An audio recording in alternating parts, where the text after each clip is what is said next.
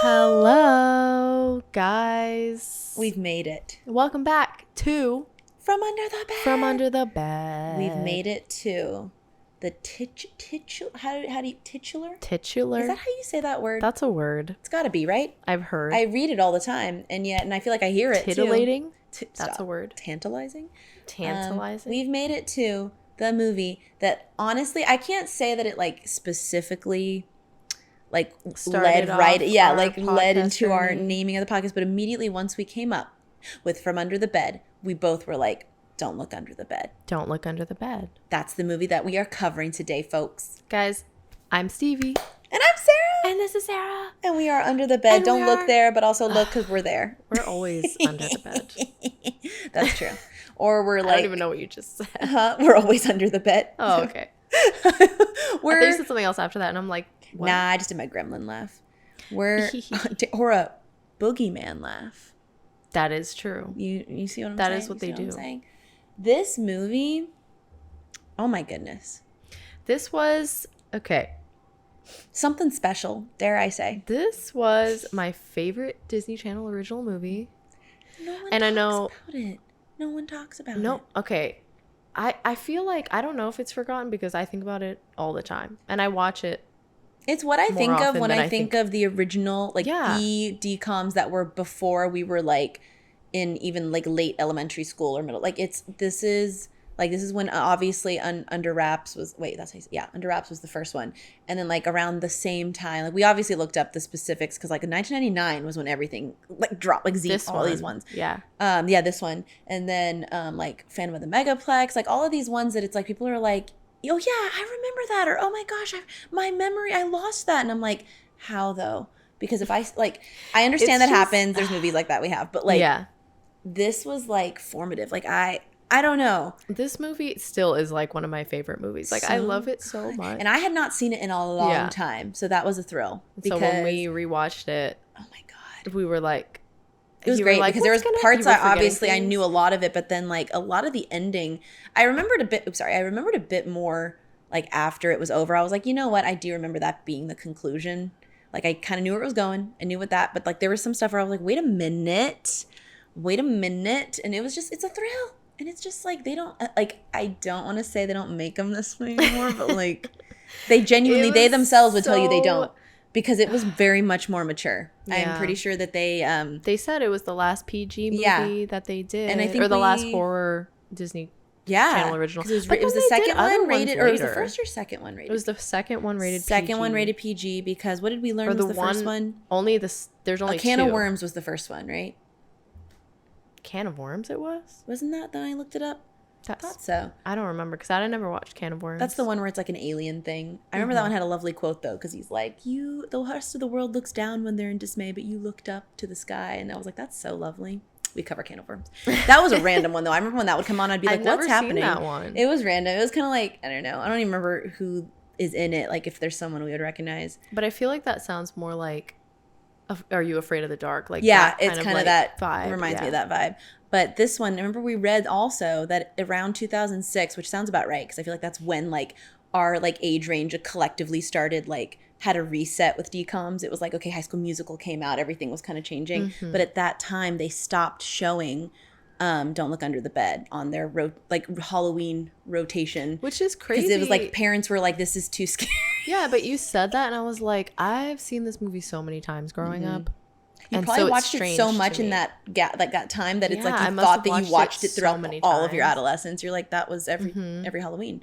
But I mean, I get it too. It sucks. I wish there was another space for it. Like I wish they just moved it to ABC Family, which is what I honestly feel like they kind of did that, or they used to do that with Hocus Pocus until they like edited it to make it less like grown up-y. There's like parts of their, there's different versions of it. But like, I feel like this one is not, I don't know, it's spooky, but like then it's not. It's so good, and it covers so many like themes that you're just like, whoa, like that's really real. And it reminds me almost of like Lilo and Stitch. Oh gosh, because like where they deal with that stuff, and I don't know why specifically Lilo and Stitch, but I think of that because you're where just it's like this Disney fun movie. kind of thing. And but then you're like, and she might lose her you know sister, what? and they might go into the foster system. I was and they might... literally thinking of the past that she has, like with her parents, and like you are right. I forgot, like literally the fact that she's having to deal with like getting approved by like the social worker to be a guardian. I'm like, that's such heavy stuff. It's a lot. And then we're like, aliens. And literally they're like, they were literally like fun. This, where it's like, oh, and like imaginary friends. And also your brother was sick, and it's like, what? And like a real fear that they're all... It did feel very...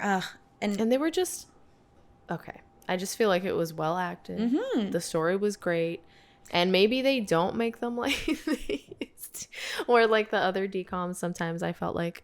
Well, no, I feel like DCOMs had good actors. There's just so many different versions of them too. Like there's just different tones and stuff. And this one kind of balanced that tone of kind of like goofy, silly, but also kind of fantastical. And it also, the thing that always is a clear-cut sign of a DCOM to me, like for any made-for-TV kind of movie, it's like, it feels like so much. That's one thing. I was going to bring this up way later, but it's not really a critique or anything. It's more so just like an observation that with DCOMs and these kind of things, like it feels like there's so much build up and lead up to the climax usually for DCOMs. And like the third act is usually always so short, which we kind of feel like we're going to talk about too when we talk about our second feature for DCOMs. Oh, because it's like always these things where it's like it builds up to something, and it's not to say that the third act isn't good. It's just that it always feels like it's so short because like they're already taking up however much time like this made for TV movie can take up. But I feel like this one, even though it felt longer. Like I was kind of surprised because I was like, they do always have a lot of build up and less like big moments happening, and then a third act that's like it's like whoa. But I feel like this one, like I felt like the third act lasted for a while, and it didn't just feel like all of a sudden it was like, well, they did, here we're done. Like it was like, oh, like it's still a relatively short film, right? Like how long is it? Dare we check? Hold on. Let us see. Okay, this actually is an hour and 40 minutes. That's longer. Okay, that's longer. I thought it was gonna... I feel like they're usually like so maybe it was maybe because it's older, and maybe because it was... Maybe. I mean, I guess we can check. Maybe it just feels that way, like they were shorter. But I don't know this how one long the other ones are either. But I do feel like they used to run into that, and it's not because it's like bad. It's just because like I noticed the difference of just like, oh wow, they really just kind of like wrap it up quick because you can't really have like I don't know. But this one, it did feel like the climax went on for a while. It took its time, and then it still gives the deserved amount of time to the the resolution ending, and stuff. And then they also had like a little part after you think, okay, it's over, and then they still show more. And because honestly, you could have seen them almost end it after the like main battle situation. I could have seen them trying to do that, but instead we get more. So it's like, I feel like a lot of time at the end they'll be like, this whole thing happened, and then they'll be like, and then it ends, and then it's like next day back to school. You know, like, you know what I mean? But this one didn't end like that. It ended like almost like a real moment. Yeah. And then they had like a real like character end of the arc for the characters. And there's some, I mean, with any movie we always talk about, I feel like there's always stuff that we're like, oh, I wish we had shown this. But that's us always constantly being like, I could use thousands more. I could watch sequels upon sequels of just anything. This movie's perfect to me. Yeah, it's so good. So good. We have to discuss the Larry of it all. Okay. Are you ready, Stevie? This is my time for Crush Corner. Here we go. It's finally Get in the corner. My time. She's been in the corner. Crush. I don't remember what our song was, but it's like crush. I always do the Paramore, like crush. Oh. I was in love with Larry. Okay, and his name was also Larry and even Stevens, and he wasn't the same, but I was still in love with him. Literally, I remember thinking this man's name was just Larry. Yeah. Like I was just like, well, it's Ty Hodges. But then he used to go by something else at that time. Oh, Eric, yeah. Wasn't it Eric, like quote Hodges? Ty, you know, Ty. Hodges. Yeah. But also, oh my gosh, but it's just so funny because I think of him in this, and he looks so much like in my head they looked the same. Like he looked the same here and in Even Stevens, but he definitely looks a bit more older grown in Even Stevens because when he does his singing, when he does his whole like "What's the Matter with Ren" song, go off. He was the talent that exuded from this, that still does. Listen, I loved him so much, and I'm like, we were just looking up his Instagram the other day, and he had a reunion. That was so with cute. Erin, aka Francis Bacon. Francis Bacon. What were the brother and sister? Oh yeah. So this is so funny because Darwin and And Al. it's like Albert, and he went by Bert though, and it wasn't until like a little bit later. He went by Bert. Yeah, and Al. you were like, oh my gosh, the names are literally because their dad is they're basically into this kind of like their dad is like into like is he an engineer? He's something he likes weather. Yeah, okay, that's right. but we're like it's so funny because when the kid's name is Darwin, like obviously I'm like, oh yeah, like Charles Darwin, but in my head I'm like, well, it's like the Darwin from the Wild Thornberries. Yeah, Wild Thornberries. Who's named after Charles Darwin, but I'm like, it's just a fun name as well. And then I'm like, wait, she's literally Frances Bacon. That's what she's named after. Such a cute. That's actually really cute that they're like, because it kind of just goes, especially because if I was Albert, I would have gone by Al. Yeah, and if I was Frances, I would have gone by Frankie. Yeah, that would have been really cute. Well, I used to not like her name when I was a kid. I was like, why is her name? I always thought it added more to her seeming like a grown up. Like it aged her more. So it's kind of funny. I wonder if that like kind of went with it. Like she's like, it's Fran. Yeah, because she's definitely like, I have to be an adult. Yeah. It has Peter Pan vibes, but also not because Wendy didn't want to be an adult. Yeah. But like, she just was put in that role. Yeah, yeah.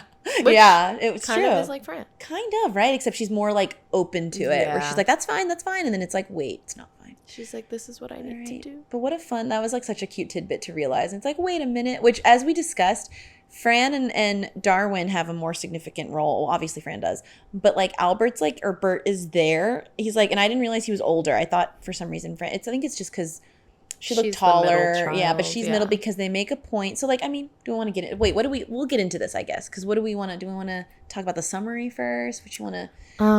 I guess we can just say what it's a. Yeah, I guess I can give a summary. But reading. Also, I just need to say one more time. Oh yeah, wait. How much I loved Larry. Well, finish your no. Talk more about your corner. What else I have to say about it except for that? Like, I just felt like he was like my first crush because I was 7.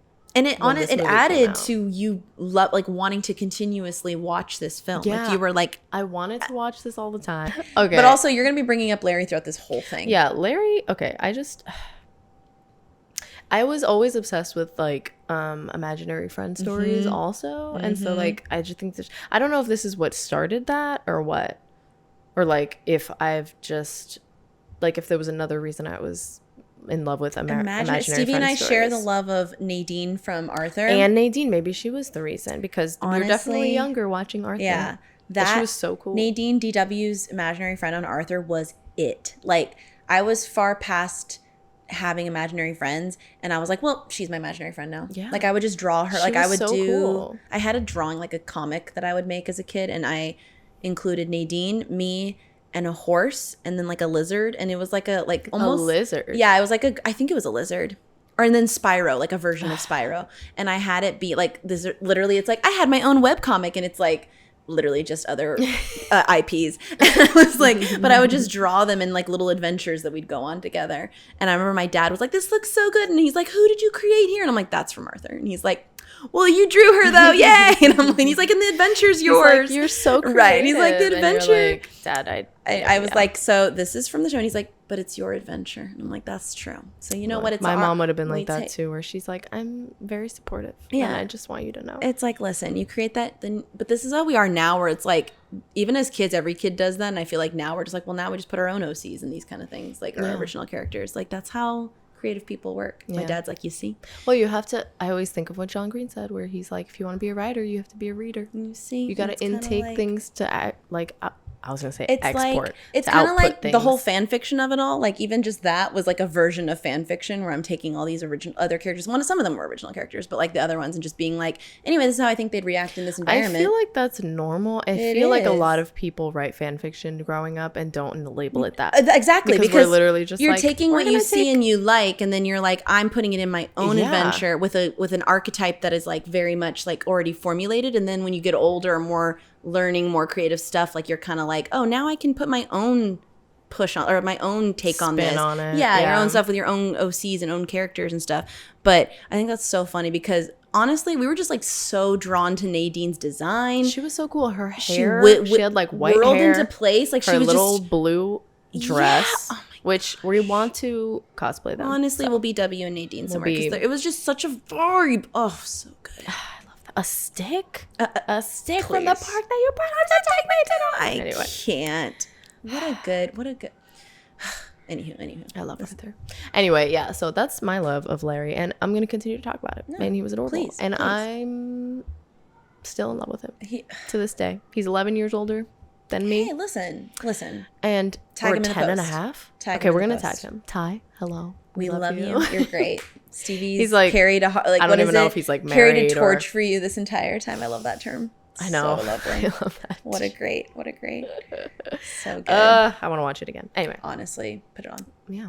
Oh, yeah. So anyway, I'm just going to go through. I'm going to give you a little synopsis in case you've never seen Don't Look Under the Bed. And if you were one of those kids who was like, it's too scary. Because I met a lot of people who were like, I didn't like that one. I hated it. It was so scary. And you were saying, because you were saying that you were like afraid of it. And also you were afraid of, what was the other one? Phantom of the Megaplex. That one? That one used to just freak me out. And now looking back, it's mostly just a few scenes. I loved it, but it was because that one's also like we were talking about like a slow. Yeah, because when nothing happens until the very end, and it's to me it was scary at the end when they would show certain scenes. But I mean, I was also scared of Halloween Town's one scene where they're like in the theater. Oh yeah, but that was it's like that's that kind of vibe where I'm like anything that has one scene, I'd be like, well, now I'm gonna be on edge the whole movie. You know, I'm like, it's coming. No, but I feel that I also loved Phantom of the Megaplex, which when I rewatched it as an adult, I was like, you're like, not much like it's like they really did keep it kiddie until chill. Not much happens, but I guess it feels like it's the setting of a teen horror / film because it kind of is, and then instead though they keep it very like what's happening? Nothing, but nothing. Spoiler. Everyone's fine, and obviously it's Phantom of the Opera themed. But I think that this movie and Phantom of the Megaplex and Chucky, as we've talked about before, are the ones that like these. Actually for children, Chucky not, are the ones that like lifted me into or like pushed me into loving horror because I was like, this is the best and I want to see all of it. But also like, I don't know, my mom loves it too, so maybe it's just in my blood. I was gonna say I wasn't pushed, I was forcibly like shoved into the world of horror by my mother. But it's okay. I was fine. I could have gone away. I mean, I could have been like, I'm not watching this. But I was like, but I want to hang out. She's like, okay, but I'm gonna watch. She's like, well, I'm watching this, and I was like, and she's like, okay. And so I'm like, it's that thing again where it's like nothing. Now I don't get scared as much obviously at stuff, but I used to just be very frightened and still be like, but this is a good story. And that's kind of with this one too, like obviously as an adult, very different take on it, but like it's just such a good story that honestly I'm like, I wish they could, if they needed to for the sake of Disney Channel, I wish they could have edited. I don't even know what you would edit out. It wasn't even the we'll talk about the practical everything in and it stuff. And like what makes it so great. But I'm gonna I'll do the synopsis then. Ready? This is the Google synopsis. Spooky tale about a no-nonsense teenager who refuses to believe in the supernatural until she's confronted with the boogeyman under her bed. When somebody starts to play destructive pranks in her neighborhood, the girl is framed as the culprit. But when she realizes that the root of her problem is the real boogeyman, she's forced to change her mind about the paranormal. Which, we love turning somebody into a believer. Right. That's like a really nicely written synopsis. And also, I think somebody from the UK wrote it because they wrote neighbor with a U. Whoa. Neighborhood. Neighborhood. The neighbor. And that's a well-written thing because it's true. It's like, first off, ridiculous that she gets blamed for stuff. I hate and then her parents are like, her teacher's like, you looked at me when my car was egged. I can't. Was it you? So goofy, but so funny. Like, you know what? The whole start of this movie is kind of very cozy. It's because so good. I love that idea of just everyone, anytime someone in real life and in movies and stuff, I remember this would happen all the time, in, like not all the time, but in Archie comics, randomly, like they'd have like something would happen in the middle of a night, right? And when you have to get woken up and everyone's just forced out of their rooms in bed and you just have to like deal with something at like 3 a.m. I just love that kind of story. I don't know. And so when this starts with them all, basically it starts with weird spooky. Honestly, the beginning, I could see why kids would immediately turn it off. It's spooky. It's the hand, which spooky. You keep seeing, and what you were saying, where you were like, this hand deserves awards. Honestly, it's doing the work. It's the hand was putting in the work. I'm wondering if it was Steve Valentine's actual hand, because he's the one who plays the boogeyman. Yeah. And it's like... It was a lot. So I could see how if that came on at 8 and a kid's watching, they're like, turn it off. Like, that was me. I know, literally, I'm like, I was turn it up, no, turn it up. I'm like crawling in. I'm gonna watch this, and you're like, anyway. My mom's like, finally, something good. My mom's like, put it on. Like, something good to watch. Something good. At least one of us does. I can't every time. Again, I'm going to the nut shop where it's fun. I'm going to Arby's where there's better food and cooler people. I don't know if it's in that order, but anyway, what? I can't remember if they said cooler people And remember how I was like cooler food and better people. Papa John's. Better lenses, better pizza. No one's gonna understand that. Anywho, yeah, it starts with like a very creepy, like people are sleeping. We see Fran. The whole house is like, it's like almost like the night before Christmas vibes of just like all is quiet except for a freaky hand, which reminds me of the hand in Secret of Nim. Another movie I have to watch. We gotta cover it. Honestly, yeah, it could count. It's because spooky. then it's good. It's that great. And like Labyrinth, even though. Oh my gosh. Listen, like we said, anything remotely spooky. You see? But it starts with that. We're seeing this vibe. Then everyone's like alarm goes off. And it's basically saying it's time to get up, aka like it says like they think time it's for school. They think it's 7. They think it's 7 a.m. And so they're all getting up and they're like, oh, like the mom. It looks so good because it's like she stretches and it looks like okay. We didn't even talk about the mom. She's flawless. I love her. I want to be her, style. and I want to marry her. How do we dress like that? We need to dress like that. Her kind of hair? PJs. We need to do that for the next one. It was also today. We did not even mention we're wearing pajamas. We are from under the bed. It's a sleepover. It's always a sleepover vibe. And also, yeah, don't look under the bed. But also we're there. So, but yeah, she's flawless. But she's waking up. And she's like, it's time. Like she's tired, being like, please, it's time to get up, Fran. She's like, okay. They all go downstairs and like immediately they're like, why is it still dark out? Which immediately I'd be like, okay, what happened hello, here? Like the sun doesn't just not come up. Yeah, like unless it's that. Yeah. And they're like, what? And the dad, who's like obsessed with weather stuff, is like, let me go check my stuff. And they're all, it's so cozy though, because they're all just like tired and forced to like eat at the table. And they're like, anyways.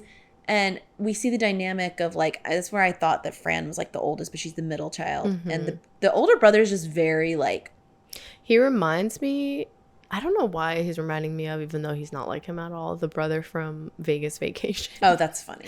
Where I'm like, he kind of looks like him, but like. He could have that look, but his vibe is very, his vibe is very just like he doesn't. Like, whatever. He genuinely. I think he's the cool kid in high school. Because her friend later on is saying, because Fran, we learn, skipped a grade to basically, I think she might just be like 1 or 2 years younger than him, maybe 1, because she skipped a grade. Or maybe more, I don't know. But she was supposed to be like in 8th grade, basically, and she skipped to be in 9th high grade. School. So she's a year above, and her friend is like, that's so cool that you get to be in high school. And then she's like, you get to be where, like, not like that, but she's like saying, she's kind of hinting at being like, you get to be in high school like Bert is. And she's like, okay.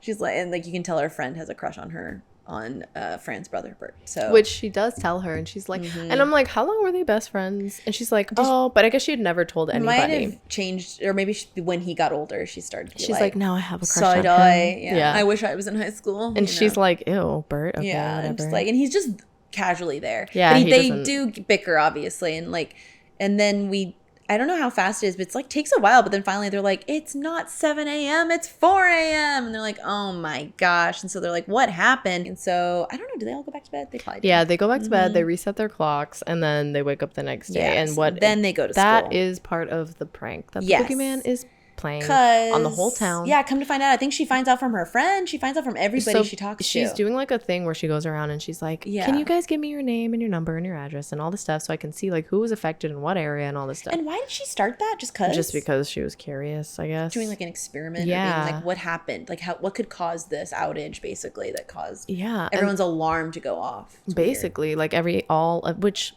odd. And then her English teacher is like, what are you doing? And then she's like, oh, I'm just doing this. And he's like, okay. Because she asks him, she's like, did you have your alarm off? And he's like, yeah. How did you know? Yeah. And then she's like, oh, well, I'm just doing this. And he's like, he's like, why are you doing that? He's like, huh, okay. Yeah. And then later they go outside and you can see the eggs are just falling from the sky onto his convertible. Like as if a cloud is above his convertible, open convertible.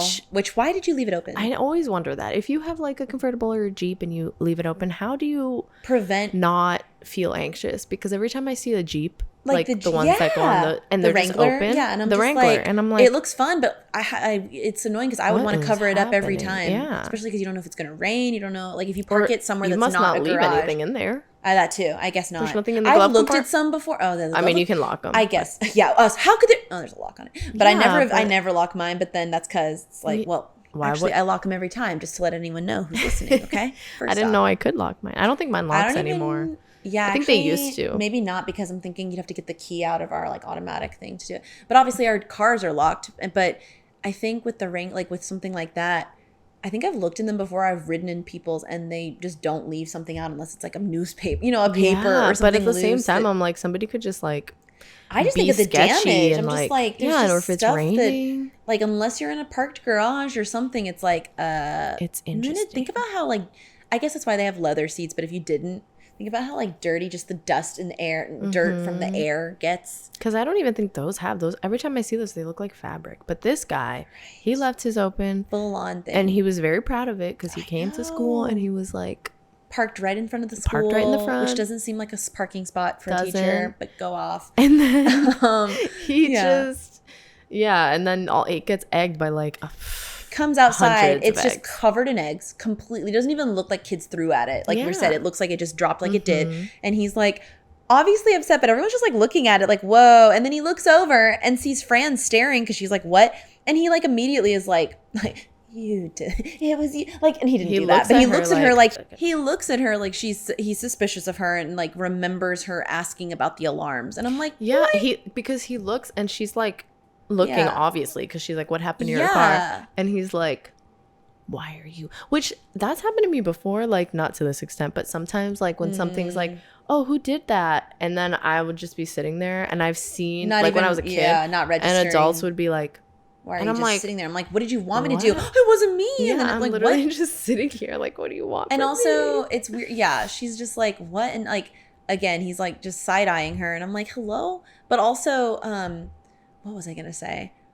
Oh, she was in class this whole time. Yeah. Hello? He was in her class. Hello? She was in his class. Like, does he think she orchestrated this? Like, oh. He's like, you had it out for me. What? Yeah. And you're also, the one who... has she ever been... She's never been a bad student or disruptive student. She's new at the high school. Oh, is she? Yeah, because she went from 8 to 9. Oh, duh. That's right. I was like, she lives there, though. But it's like, she's not. And maybe, and it's this thing where almost there's like this sense of doubt surrounding all of them where it's like, is she actually ready for high school? Yeah. Like she's so smart and like advanced, and that's why like they had her move up a grade, but maybe it's too soon. So it's almost like she's tugged between this world of them being like, oh, you need to be older, but also like, you're too young. And it's like, but they're not like, no, they're not being like ridiculous about it. But I think the occurrences of the movie make them be like, why are you acting out? What is happening? Like, was this too soon? She's like, I'm not acting out. Oh, but we didn't bring up that right before class, because I guess the middle school is next to the high school. Is it? Maybe because why did the friend walk with her there? Yeah, they walked together. And then they separated when they got up there. And then she confessed her crush. And she's like, don't you dare tell him. And she's like, why would I tell him? She's like, I literally don't care. Yeah, she's like, I don't even want this to happen, but whatever. And then she sees Larry like goofing off near like the mascot. He's on something like the rocks basically of the like near the campus somewhere, and she's like clearly seeing him, and he's like, and I love that she's not like she's not gonna be like scared or being like, why is there not just scared, but also being like, who is that guy? Like she's not even like weirded out. She's literally like, like, look, there's a person. What's he doing? Yeah. Like she's just like, wow, goofy. She does that, and then she's also like she's like interested of like, what? But the very first time she's literally just like oh, and then she's like, there's a guy, you see him, and then like the bell rings or something, so she's immediately like, well, okay, and then she's like, oh, and then I guess she just assumed she didn't look over there. She didn't see her friend didn't see him or whatever, but she was like, okay. And I think it's right after too, like after the egging happens and stuff. I don't know if there's a moment where what you're gonna say that she sees him again, because there's a part that she sees him they're in the cafeteria and he's like doing something. Oh yeah, that's later though, I think. What you were gonna say? Oh yeah, that we see the boogeyman. Like we see, honestly, that's what we kind of saw in the very beginning, where he's like doing the alarms. We just didn't know it was really him. And then we also see that he's leaving like dog treats and stuff on the roofs of the neighborhood. So that's why it's so funny, because when they're first going to school, we see that there's just people's dogs on every roof, which we're like, realistically, but you know what? We'll take it. Well, because when the principal goes home and he's like, oh yeah, he's eggs covered in eggs, and his dog's just still on the roof. He's like, and which that's another thing too. They keep referencing stuff like from Fran's home when they're up at 4 a.m. The mom is going to make breakfast, and she's like, wait, we had so many eggs, and now they're gone. And they're just like, oh, I don't know. And then that's when she's like, well, it wasn't me. And they're like, what is she supposed to do? Suspicious of her? Can she just exist? She's literally not a known prankster. She's literally an advanced student. She hasn't in done high school anything now. Wrong. At Like all. it's like a valedictorian, them all just being like, "It was you, wasn't it?" It was definitely you, what? And it wasn't your brother, who clearly is would have clearly done this. the goof one. Yeah. I mean, he's fine, he's but like whatever. he's clearly But, like, the one. I mean, that sounds so. Seems more like he would do. Honestly, I would never assume it of any of them. None of them are like delinquents, being like, "I'm the school prankster." Like, okay, you know, like what? But I don't know. They just are all so suspicious of her, and I'm like, okay. But yeah, we see that the dog thing is happening. We see that basically this boogeyman is like specifically doing things that are around Fran. Yeah. To make it seem like she's doing something. And then we see Larry like clearly sort of tailing what the boogeyman's doing slowly. Yeah. And he's like on the roof. He finds like all the egg cartons. And another thing about Larry is that like this not relevant to this moment, but just that he's always wearing a different outfit. Yeah. Like it's always something different. Sometimes we were thinking of like it's him when you make believe. Yes. Sometimes he'll be wearing a regular outfit. Sometimes he's like in a karate uniform. Sometimes he's an astronaut. Or like a scuba diving situation. And that's what we were talking about, because it's like sometimes it just looks like a funky, fun outfit. And then other times it's like, wait, he's like literally on an adventure or something, or like in the middle of a play or something. I love it. And they never really cute. Like they don't address it really. No. But they're just kind of like, she's just like, what the heck? And he's like, anyway. He's like I'm imaginary. Saying other stuff. Yeah. Like I'm here like, to have fun with children. Like I love that. But yeah, so I don't know if we see another thing happen. I think by the time she runs into him is like when they're on the way home. Like she's on the way home and she sees him and she's like, okay, hey. And he's like, so you can see me? Yeah. And she's like, yeah. Yes. And she like, for the most part, she's very big on logic. So she's like, it's only a logical explanation. Oh my gosh, her catchphrase. That's her whole thing. Her catchphrase is literally, there's a logical explanation for this. For everything. Yeah. And he's just like, what? So he's like, oh my gosh, you can see me. What? And she's like, yeah. And he's like, okay. And he doesn't like outright say like, I'm an imaginary friend, right? Yeah. He's just like, I don't know what he says, but then she turns around and he's gone. And she's like, and she's like, okay. And then I think it's in the cafeteria. In the cafeteria later. She's like, you again? And he's like, yeah, you're the only one who can see me. She's like, whatever. And then she stands on the I don't know why she's new there. The last thing I would ever do. I don't understand. She stands on top of the table and is like, all right, what's this guy's deal? Like he told me his name is Larry Houdini, which we didn't even mention. Oh yeah, literally Houdini. I can't. Houdini. What a precious childlike thing, like a name to give a character. Great. So good. And then everyone's like which should have been enough proof for her that she's, although maybe she just thinks that they're like, girl, what? Bye. But I'm like, no one can see this man, obviously. And also she does narrate how weird things keep happening. Yeah, she's narrating. There's like throughout like one of the guidance counselors or something, like he gets attacked by bees in his office. I forgot some what of else it's so happens. Ridiculous. Like there's a pool that's the whole pool my God. is filled with Jello. Which someone jumps into it, but I'm like, they didn't even use like green Jello, they used orange. I know, or like blue Jello or whatever. Like they didn't even do any clear Jello. Anything that would have been. It's literally like that. And like I'm like, this person just dove head first into it. It was like, well, I wonder what that is. And also again, it was blue, like right before they did. Unrealistic. I can't. But it's like all replaced. There was something else where like there's water in the bus or something. They're like, but the way she said it was like the bus had like a leak or something. And it's just like the most supernatural looking things ever. And everyone's like, well, it must be Fran. Fran did this. It's like, hello? I don't know. She's cannot even be at all these places at once, nor has the resources, but whatever. But when that day that she like stands on the table, that's the day too that the principal like calls her to his office. And that's when they have like an intervention. And all that had already happened. Yeah. Okay. So she like stood on the table. She's like, hello. And then they're like, so I guess they're kind of like, they're like concerned. Yeah. She immediately like gets off the table and like, can you come to the office? Like what? And when she's there, doesn't Larry show up again? Because she's there and they're all questioning her and they're like, what's going on? And you know, well, so she's like, I don't.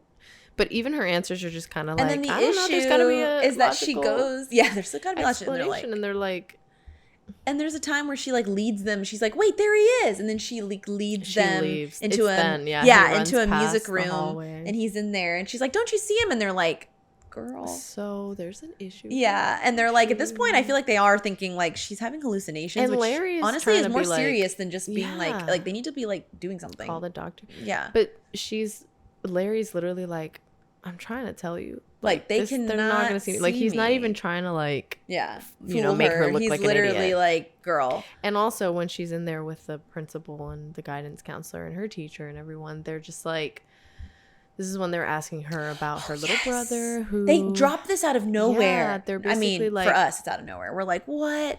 Yeah, basically they're, like, her concerned. little brother had leukemia and he needed a bone marrow transplant, and her older brother was a match. Well, they frame it really nicely because the guy is her teacher maybe? Or guidance counselor, one of them. One of them's English teacher. Yeah, but the woman is like, so I feel like you might be not acting out, but doing something because of, I see here that your little brother is like recovering from, like, he's in remission. And she's like, yeah.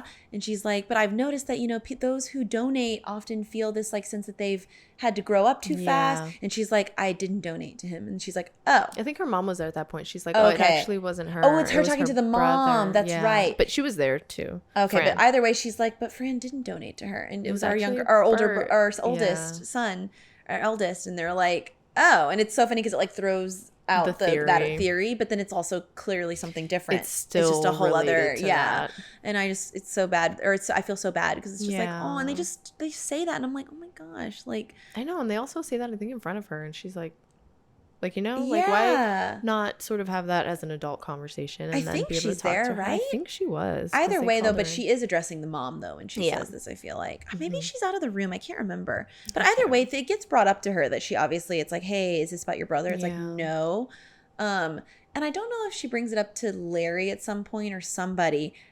Later. I mean, yeah. But because then at this point, I don't know if they're at the library. They do go. So he's outside, like, because she talks to her brother at one point, and he's like, have you seen my something? And she's like, no, like, can I have a minute? And he's like, you're in my room. Oh, yeah, it's like when she's in. She's in his room or whatever. And then he's like, I don't know. Like, all the kids said some guy named Larry was like playing with them. So she said something about Larry, and she's like, that's what? right, that's right. She's like, did you see him? She's like, he said, no, I couldn't. Only the other kids could see him. Yeah, the other kids could see him, but I couldn't. She's and she's like, what? Okay. So it's like the opposite effects. And she's like, okay. So she goes down. It's like like the jungle gyms or something. Yeah, he's like on the monkey bars. Probably like at a rec center area. He's playing basketball. Oh, okay. That's it. And it's like near some type of rec center because I feel like it's near the library and stuff. Yeah. So it's like she goes down to like the city park or something. I don't know. And he's there and so she's just like, okay, like, what's going on? Yeah, like, kids can see you, and he's literally like, do I need to spell this out for you? Like, I am spelling it out for you. It's a logical explanation. Literally. In his brain. I know, he's like, so funny because he's like not mocking her, but he's kind of doing like a little bit of like okay, like, I know how your brain operates, and you have to kind of let that go for this to be, you know what I mean? And I love that this whole premise just runs on like imagination and being a kid, and he's just like, when you're a kid, it's like, yeah, that's obvious. It's like almost like the simplest answer is the answer of like, so it doesn't make sense to you, but it makes perfect sense to a child. Anytime a kid literally is telling you, like, and we can remember that ourselves, where it would just be like, yeah, that's this. And it's like, yeah, that makes sense. Yeah. Like, why wouldn't that make sense? And then an adult will be like, well, because of blah, blah, blah. And you're like, it's so easy for you to just know that that's it's kind real. of that thing again. Remember, like, the biggest idea is like, unless you can explain it to a child, it's like you're not able to understand it. So it's almost like when you, like, I know that's the opposite of like, making something very complex childlike, but it's like kind of true where it's like you can just make anything be logical for a kid because you're just like, and it's like, well, okay, that makes sense. Okay. Like, you don't need to get into the nitty gritty of it. Like, I get it. You know what I mean? I don't know. It's just the purest form of anything. And it's also, it reminds me of manifestation stuff where you're just like, if you could just get into your childhood form where anything is possible, like what you think will be or what you want will be, because you're like, you're not gonna feel like, oh my god, I could, that can never be. You're just like, well, it is, so it is. Like, you're not like, that's impossible. It's like, but it is, it's happening. Like, you're like, but it's happening right now. I love that. But I don't know how he gets her to the library. How does he do that? Like, what do they go there for? He's not like right outside the library. Oh, so they go into the library because he's like, I need to show find you I'm gonna find a book. Yeah. Okay. And so he goes in and he's like, why is it so bright? Like, things are happening to Larry throughout the movie. And he's like, starts wearing these sunglasses and he's like, why is it so bright in here? Which makes him look so cool. But he's just like, he starts having like, he himself is like kind of going through it. But we're like, wait, are you okay? Because he's so cool and so like silly that we're just like, what? And he'll just be like, literally turns into Gojo. I'm oversensitized. Like, I can't see. Put on some glasses. So he's like, anyway. She's like, yeah, people read in here. Of course, literally. Also, the way that the librarian. The way they're just talking, okay? They're normally having a class going on, like a librarian-led children's 5-year-olds class thing. watching a VHS. A full-on VHS with a person there, like a mentor. I don't know who was there. No, I don't think anyone was there. Someone it was and like then they left. The screen. I thought someone was sitting next to them and they got up. But either way, clearly led by the library. Like, yeah, they put it there. Like, hello? It was like it's literally like a something like television time, and it wasn't in a room. Like, it was in the middle of the library. What is this, silent library? And it's literally like that. Librarian is over here like, anyway, like, or she hears them talking and she's like, shh. Shh. And I'm like, there's a full-on movie theater in this library. So it just bugged me because I anyway, it's like that typical. I do feel like it was very much of its time, where in the 90s and early 2000s, that was the one joke that could be made about libraries. Still is. Obviously, everyone literally is like, shh. And then everything. Larry starts to play with the kids because they start to see him, and he's like, oh, obviously I'm going to play with the kids and make them like, you know, happy. And then he goes into the TV and he also turns into he starts mocking the librarian. But it's so precious, and the whole time he's obviously accomplishing, like, he's trying to get that book, and he pulls it out, and it's like a book about imaginary. It's called like Book El Boogie or something. Yeah, like, and literally. It's basically they're reading it on the way home too. There's another thing, because the reason they go there is because Larry's like, she's like, what are you doing here? He's like, because the man in my head told me to come here. Oh, he does keep and saying she's like, that. What are you talking about? And he's like, okay, we're gonna look at this book. Do they address what yeah, that because is? when they go, I mean, no, because they go to the library. Literally the audio, the voices, literally. But when they go, the book's like, for Larry by Guy N. Head, like N. Head. He's like, see, this is for me, and he's like. She's like, what? They just do not reference that half the people in this movie are like, anyway, I see something no one else can see. I hear something no one else can see. And they're just like, it's basically like, what? It's kind of like the angels in Supernatural. They're like, huh? I guess so, because he goes there and he's like, that's good. And she's like, so it's like someone, the guy in his head is warning him, like, hey, you need to check this out because I guess it's supposed to be, they never say like if it's like God. It's like the Fairly Odd Parents, like the head of the like organization. It's just like, I know. I'm like, is it like it's like God is over there like, presence. Anyway, just go over here because something bad's happening to you. So he finds the book and he's like very chill about it, but they're both reading Fairly it. Odd Parents. Yeah. Like, I'm like, it literally is. They're like, this is right. Yeah. And so they're like, they're looking at it, and it's basically implied, like, that's when they learn, right, that like imaginary friends, when the child no longer believes, right, in the imaginary. They learn it from that book, but not at that moment. She learns. So what is she looking? She looks at it and she's like, this is like a transformation. Like, so in there, because he's like, no, they just look at it and see the boogeyman stuff. And they're basically like, that's what's happening. Yeah, and he's to our like, town. That's what they learn. Because he knows that already. Right. But she's over there like, oh my gosh, are you trying to tell me that the boogeyman is like real or something? And he's like, yeah, that's what's going on. Well, the reason he gets the book too is because there's a contraption that he has to make to get rid of the boogeyman. So he's like, this isn't all in the book, whatever. And then he's basically trying to convince her that a boogeyman is what's causing which honestly at this point, of course I'd believe this. Yeah. Yeah, there's a pool full of Jell-O. Yeah. And there's a man no one else can see. True. Except for children. Although did she even, I guess if I didn't see all of these crazy occurrences, but why is the people that it's all happening to? She sees the dogs on the roof. Well, I mean, like the person that had the water come out and the Jell-O, why have they not formed a little bond of like, hello, or this happened to us? They have, and they're like, it's this teenage girl. Truly, it's this 13-year-old girl. Ridiculous. But yeah, they're like, okay, well, we got to make this contraption, basically. Okay, so also she comes home at one point still with Larry, and then every time she'll have a conversation with him, she'll turn around and she'll be like, yeah, and then he'll be gone, of course, right? Of course. And then she comes home and her friend runs by and she's like, how could you? And she's there and she's like, what? And then there's in flowers, it says in the grass. Okay, she would have had to have planted that when. Literally had to do an entire gardening, like Joe hearts Bert. Yeah, and so she's like, you promised you wouldn't say anything, and I'm like, she's like, I didn't. Which honestly, though, we're like, that does suck because she was the one that knew, like that's like unless she told one person and that person did it, but which was her. Yeah, you see, but I meant like if Fran told someone else, yeah. What it would be bad. No, it's bad either way. Because I'm like, maybe she told Bert, and Bert, why would Bert do that? Yeah, why would Bert do that? I can't. Unless he's like, hey, I'm into you too, or something. I don't know. Although what he should have done, Bert hurts her. We're acting as if he likes her. Anyway, like, he's so in the background. He's so in the background. It's so funny. Like he has a significant role in this too, with like the whole.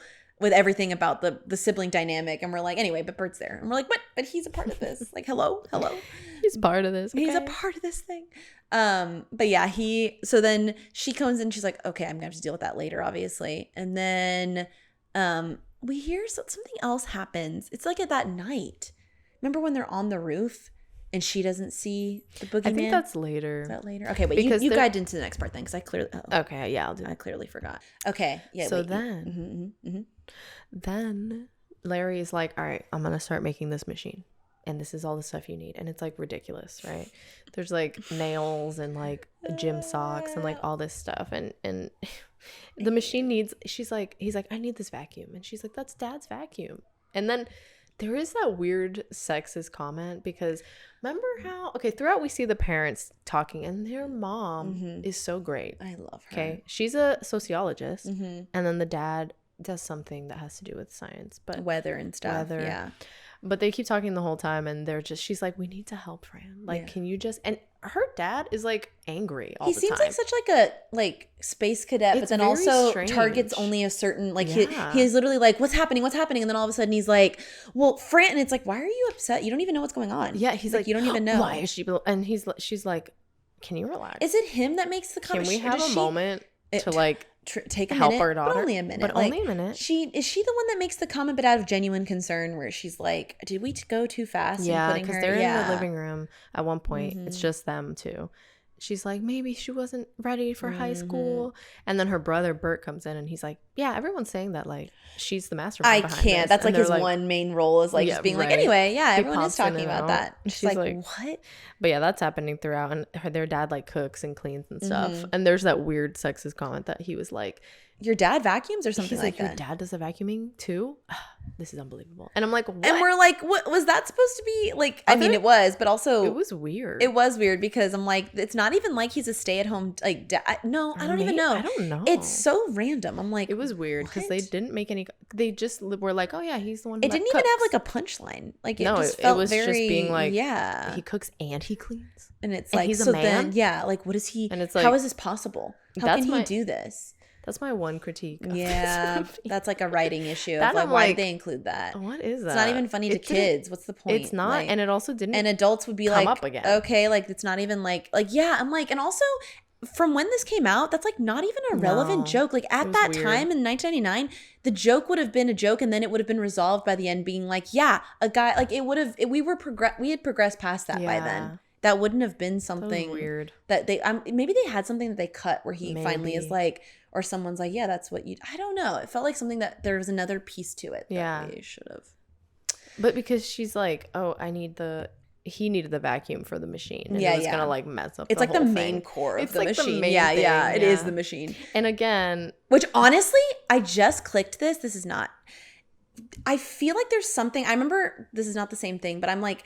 I remember whenever I babysat these kids when I was in high school, their mom had like a boogeyman spray, basically, like for nightmares, like spray under the bed, right? And it was like, that's cute. I was like, oh my gosh, that's such a cute idea. I would steal if I like had kids or if I knew other like parents having an issue. Babysitting. Yeah, where it's like they were basically like, it was not just specifically boogeyman, but basically monsters under the bed, where you're just kind of like, just spray it, and it's like, look, it's Monster Be Gone spray, and they're like, okay, I can go to bed now. And so we would do that every night before they went to bed, and I was like, that's so cute.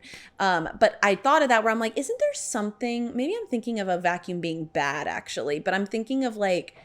There was some kind of movie where isn't that Monsters Inc? Is that where he like sucks? Oh, maybe I'm thinking of that. But I'm also just thinking of like vacuuming under the bed and it being like, oh look, I vacuumed up the monsters. You know what I mean? What I was gonna bring up when we were talking later about Under the Bed is that Winnie the Pooh episode that we always talk about, where they like go under there, and I feel like was a vacuum involved? I feel like that's always something where it's like there's a mess under the bed. Oh, I know what you're talking about. What? Or at least this is what I'm thinking about. I also think about this is that Rugrats episode with the dust bunnies. Oh, maybe I'm thinking of that. And then they can't like go on the carpet because they're like the dust bunnies are in there, and they have like a hole, and there's like a vacuum. I'm probably also thinking of that Disney show at midnight that came out that was like about that green character guy, and it's called At Midnight. Yeah, is that what no I'm asking. I thought you were saying that. Is that like what it was called something like Midnight something, where it was like this green monster, and then like hold on. Now I'll have to look it up later because I don't want to like interrupt us. But like it was this thing and it was like basically Bump in the Night is what it was called. Do you remember that? With Emily Osment? No, it was like a cartoon. It's like a CGI. Hold on, look at this. I'll show you this. Hold on, because I can now that I know the name. It's Bump in the Night. Let me show you. I've seen that, but I definitely I know the name. It like came on, yeah, and it was like a animated thing. This thing, and it freaked me out. Hold on. Well, oh my God. It was so freaky because I hated. Yeah, wait, look. See, look I don't think you can see it. You can't. No, I'll put it on the screen. Yeah, you'll put it on the screen. I'll put it on the screen. And basically, you're gonna have to put in. I'll send you the picture of it. There's a part where they like basically it's just anything that happens at night. And like they just come out and he's like a little monster. Yeah, and it's a series. Yeah, it's a series. And there was one episode where he comes out at night and they go into the fridge and the chicken that the people who live there are gonna cook, it comes alive or something, and it's like a raw chicken that he rides, and that stayed in my memory. We'll put up an image of it. Anytime there's a raw chicken that's like kind of alive, I don't like that. Yeah, and it's like, okay, that's not. Hold on, now I gotta find a photo of this right? Because if I can see the chicken, his name was Bumpy, so he like was a boogeyman. Literally, this is all I'm seeing in the corner this whole time. Wait for it. Can you even see? Stop. That's so traumatic. Look, no, I can see it on that. Yeah. Like, I can't. All I see is Larry being a boogeyman. We're like, anyways. Spoiler alert. Spoiler, except we can't. I guess we can. The show. Yeah. Well, anyway, Bump in the Night. I don't know why I brought it up. Why did I bring it up? Because the vacuum. Oh yeah, that I feel like there was a thing to like. There's always something about the bed, under the bed, being like there was an episode of that where like they go under the bed and there's like a sock. There's always a dirty sock. There's always something messy under the bed and it's causing problems. And I feel like a vacuum is always the solution. Like it's just like anyway. Yeah, like, or it's like ruining everything and then things get sucked into the vacuum. Maybe that too. It's like anytime you get shrunk, a vacuum is the villain. Maybe we're thinking of Honey, I Shrunk the Kids. Honestly, maybe. But I'm going to look up the Bump in the Night episode because I swear there's a thing where there's a sock and it's like a problem. It's this movie. It's just this movie it's that I'm just thinking actually, of. Yeah. Don't look into that. But anyway, yeah. I just think it's funny that it is a vacuum that ends up being like the machine. Of this machine. So and Larry's just making it in he's making it in their garage. Something happens where it explodes and it's disgusting. And he's like once again in his like doctor uniform. Like he's always wearing like mad scientist. Yeah, mad scientist kind of situation. I'm like, we also see that his nails look funny. Isn't it out there in the garage? Yeah, you're right. So. Like all throughout this movie, things are happening to Larry, like we said. And at this part, his nails are turning like into she's like, long boogeyman thing. But she doesn't know that. Doesn't she see She doesn't know what's happening. She's just kind of she's like, what is going on? Honestly, it's just, she's like, something's going on with you. And she's just like, and he's par like, for the course. Like, whatever. Everything's just happening. Everything is weird. Like, whatever. It's plays fine. it down kind of. And then when they're in the bathroom. Yeah, he comes through the mirror, which was just a cool the practical effects in this movie. The hands were really great. Carried. You see? Yeah. Carried, literally. It's a hand. Lift it up. Here it is. Here it is. But yeah, so he's just basically, that mirror scene has nothing to do with anything. I just wanted to mention cool, it. Though. It's cool though. Listen. And he just like comes out with his scuba gear and he's just reading again through the book, kind of being like, okay, well, this is what we need. We need to make this stew. This is all part of it, because basically the plan is to connect it to the boogeyman, and the boogeyman like ages really rapidly, and so that they just die, which is an interesting thing. The fact that they have to get older and age, like, it's very interesting. And also, like, wouldn't they not age at all? Right? Like, this is they're why is this? That is a weird. They're a magical presence. You know what I mean? But so it's not even like, I wonder what they thought of in the writers' room and if they had other ideas, because maybe they didn't want it to be like, well, they die. Like, maybe they want it to be like they age and they die of natural causes. Like, right, but that's, you know what I mean? But that's so weird though. It's almost because like growing up is such a theme of this that it's like the fact that they have to get older. Yeah, in order I guess to be that's defeated, also like kind of tied in. Yeah, I guess like to be defeated, you kind of have to age out of all of this. Maybe. Yeah. It's sad though. So that is sad. It gets sad. Yeah. It's already sad. But then the guidance counselor comes over for dinner, and they're making the dinner, or they're all sitting at the table, and then Bert's like, I gotta go. He like, all he ever does is like make some quip and leaves. Honestly, he's such a realistic interpretation of a teenager though. Yeah, he's like, I'm just here and I'm gonna leave. I feel like anytime anything is happening, that's just your response at that age, to be like, can I go Can be I? by Yeah, myself? I'm gonna go to my room, or okay, or someone comes No over for dinner. offense, That's guys. great, but I don't want to hang out. Yeah, like so. I'm in my own world over here, and I'm like, Yeah. that's he's like not problematic. He's just there. It's Yeah, so he really funny. isn't. Yeah, He's just like, well, I thought he was gonna be go. more of a menace, kind of. Like I was like, I can't remember, is this character gonna be? And he's not. Like he's just like they bicker obviously, but it's never like my brother ruined stuff. It's like anyway, he's barely here. It's so random. But they're eating there, and then she goes into the kitchen. And she's like, they smell something, and she's like, and they're about to bring out like dessert. Yeah. And it's like, and so they're like, okay. And so she goes in there, and Larry's literally cooking out of like a cauldron. It's disgusting. The place is disgusting. Okay? It's disgusting. No, they don't smell anything yet, because she goes in there and she's like, what the heck is going on in here? And he's like, oh yeah, I'm just doing the thing. Put nails in there. Put like tails of rat, like, and then like things. Gym socks, dirty socks. Oh, a bunch of like bugs. Oh my, yeah. He's like, anyway, these which are clearly fake, but they're real in the movie. They are. And then I know there's a rubber. I know. He's like a centipede, and I'm like, hello. But yeah, it's basically boogie goo, which is supposed to lure the boogeyman to come, because they think it's disgusting, delicious. And so this is when she like is sort of like, it's that thing where we were kind of like, I would have immediately been like, who did this in the kitchen? Like if I were Fran wanting people to not think I did anything, I'd immediately walk in and be like, and turn right back around and go, do y'all seeing this? Yeah, I've been here the whole time. Like this wasn't me, clearly. Obviously. Like she's like keeps doing this thing where she just finds herself, which is always what happens in movies, and you're like, why did you just do this? I'm like, girl, you're not winning. Like you are your own worst enemy. And she's like, obviously she's like, well, you're my friend now, so I'm gonna have this conversation, like, what the heck is going on?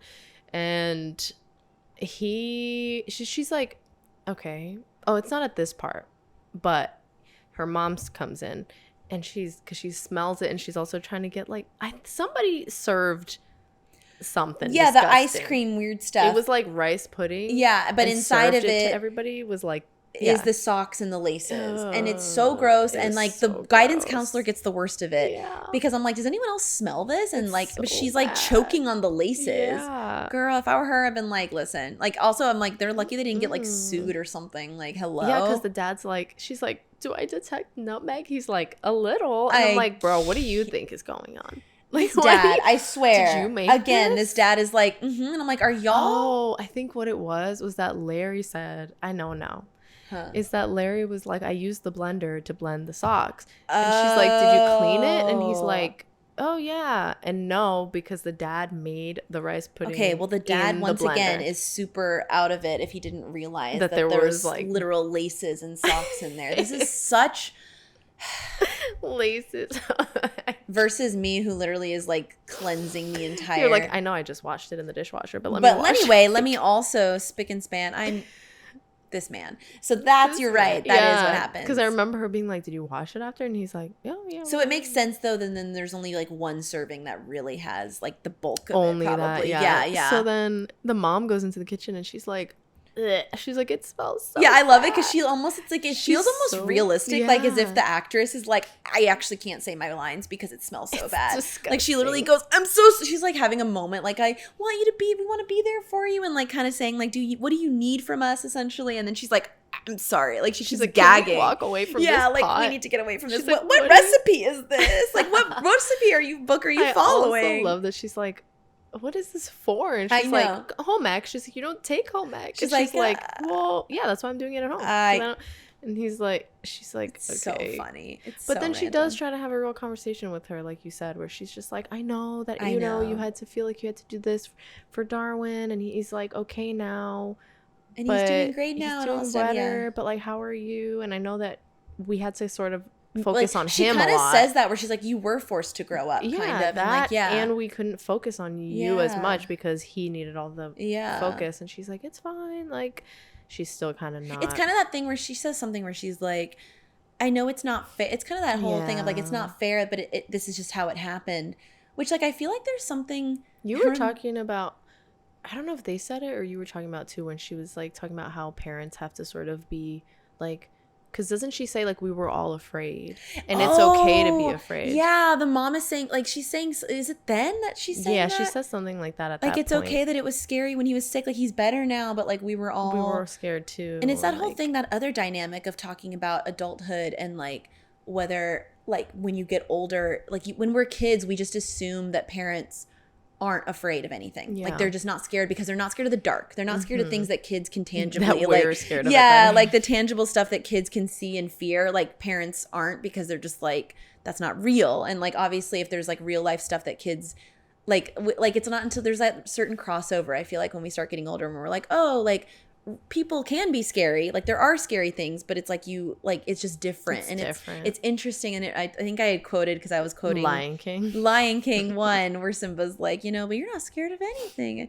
and he's like, I was today, and he's like, I almost lost you. I thought I lost you. I was, what is it? It's because it's the, wait, hold on, I used to like literally it starts from the Simba, you know, and then Zazu, take Nala home. And he's like, Simba, you deliberately disobeyed me. And but I just want to be like, you put Nala in danger. I just wanted to be like you. And you're not scared of anything. And he's like, I just wanted to be brave like you. And he's like, I'm only brave when I have to be. He's like, but you're not scared of anything. And he's like, I was today.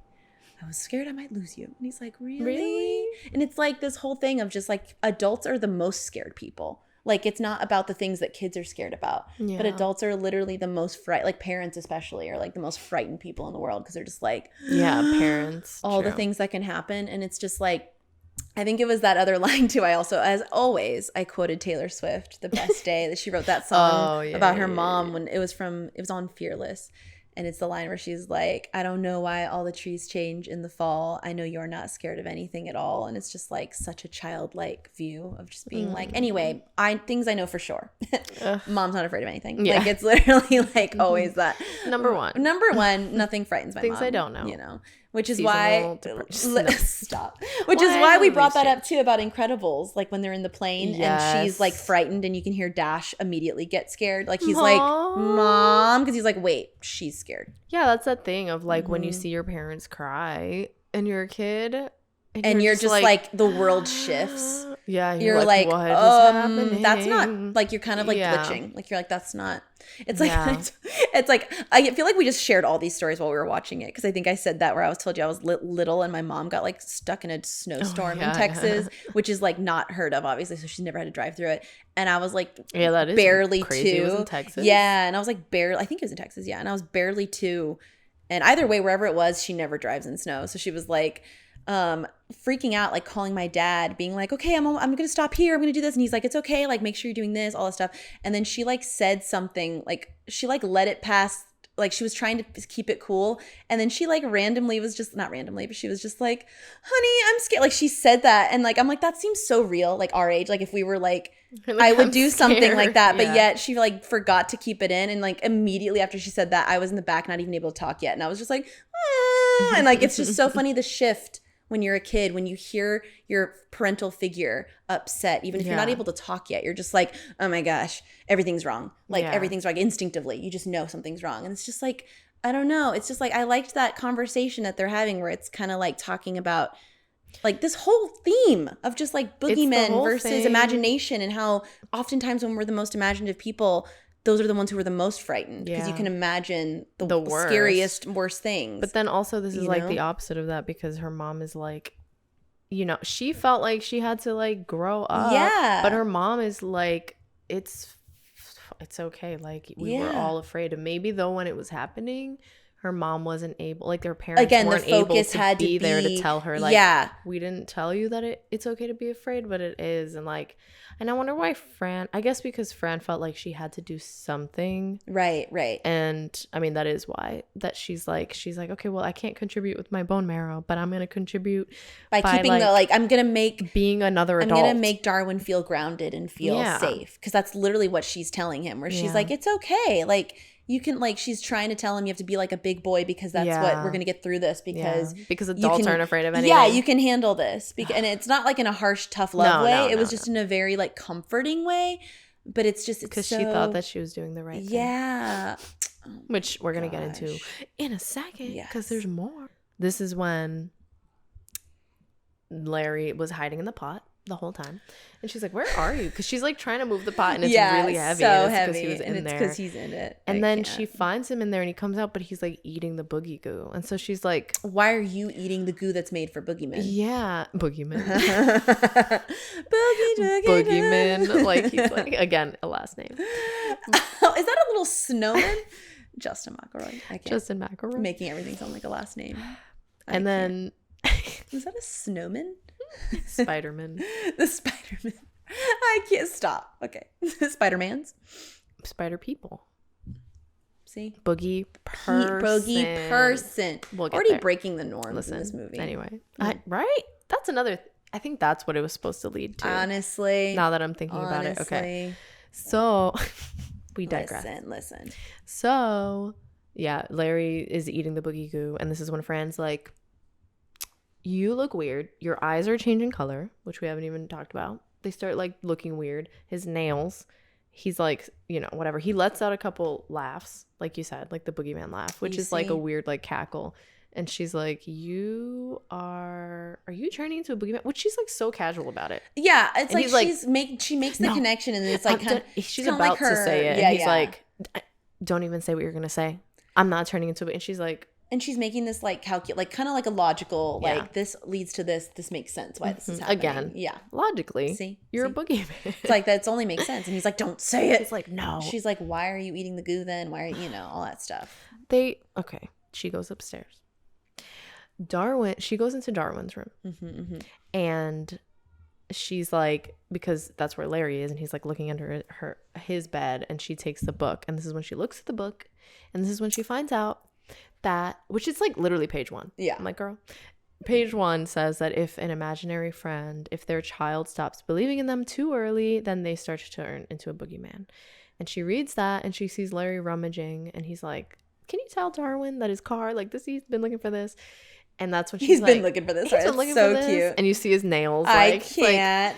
And then this is when she's like, this is what's happening, right? And then she's like, you were Darwin's. Yeah. Which, there's a part before that when he comes home, he's like, Darwin, hello, like, why can't you see me? Like, yeah, and that's when she's like, you were his imaginary friend. And I didn't know that was your brother. And I'm like, I know, we're like, were you not basically maybe just in his room? Like he never went into public areas with him. But also it's like that thing where she realized that, is it then where he's like, yeah, he gave up believing on him, on me? No, a little bit earlier. Yeah, when he originally, like before he starts showing signs as much as he is now, is when she's like, what? And he's like, yeah, she's like, what? I don't know if they delved into it then. At one point though, they basically addressed the fact that he's like, yeah, it's like you basically got him to stop believing in me. And she's like, what, me?